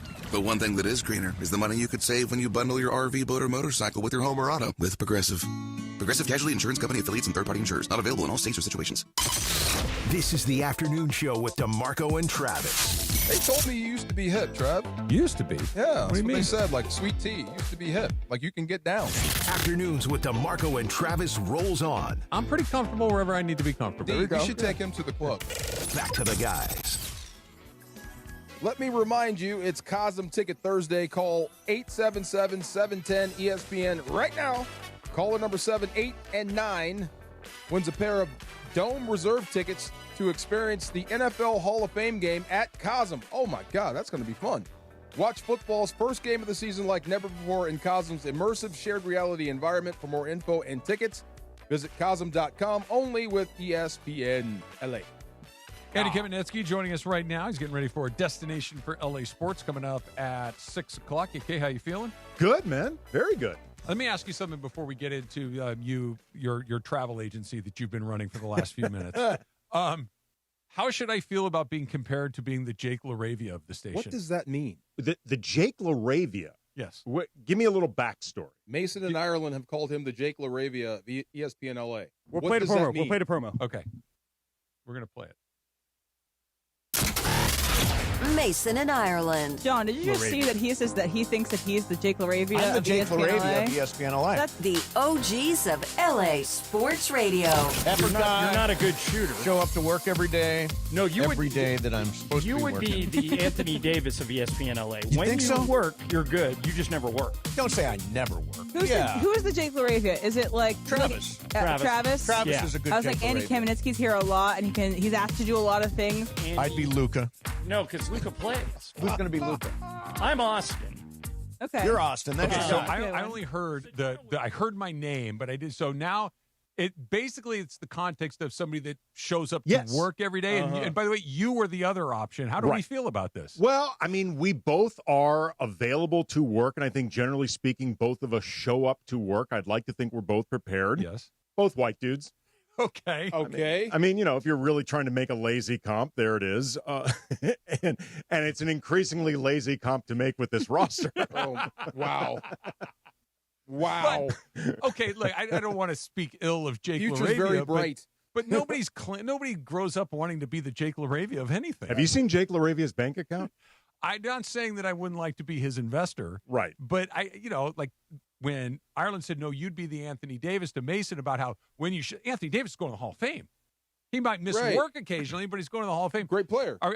This is my line. I'm just the blue collar guy that shows up. Is that it? Well, That's what I heard. Part of what makes this difficult right now is we don't really know exactly how this team is going to operate next year because there's been so much turnover. That's true. We really may need to wait in order to make the station comps until the season starts. It may pay off later. How would you feel if they said you were the Jared Vanderbilt of the station? I'd be pretty upset. Yeah, I'd be okay. Well, that would mean they're actively trying to trade DeMarco and nobody wants I'd him. be upset. Yeah, there we go. Well, yes. I don't feel any better, even I after feel hearing like, you know what? I actually met LaRavia recently. Where? At a restaurant in Redondo. Okay. Yeah, called Martha's. Did you go over and say hello to him? I said, what's up to him? He's got a deep voice. I didn't know he's got like this baritone. He's 6'8". Big dude. Everybody saw him coming in. Yeah, I had to say what's up to him. Okay. We talk about you every day. I might as well meet you. Yeah. Yeah. See, I What's see up? right now DeMarco for the current roster, and again, this is all very TBD and speculative. I see you as the Walker Kessler. The 'Cause Walker you're like Kessler. you're like the biggest guy that we have in the lineup. You would be naturally the last line of defense. Okay. Walker Kessler is a defensive player first. You were obviously a defensive player full time. I see you as the Walker Kessler. Okay, rim protection. Yeah, that's better. That's that's better. Especially in the bathroom. That's mine. I'm protecting that rim. Let's go. I'm gonna next time we see Mason in Ireland, we need to clarify. we need to readdress Well, this. here's also what makes this difficult. Like, unless you really feel a kinship, Travis, with Quentin Grimes, again, very speculatively, we don't even know who the other starter is. True. Yeah. No, I don't like it. We'll clarify. I'm just. Yeah. I mean, did you call Mamu and you're upset? Wow. No, I don't. No, I don't know. I don't know what I was looking for. Yeah. Well, we have to get to the bottom of that one and figure Is that one LaRavia out. a starter in this situation? He might be. He might be. I think LaRavia could be the starting But as four. of right now, he's not. So that's what I mean.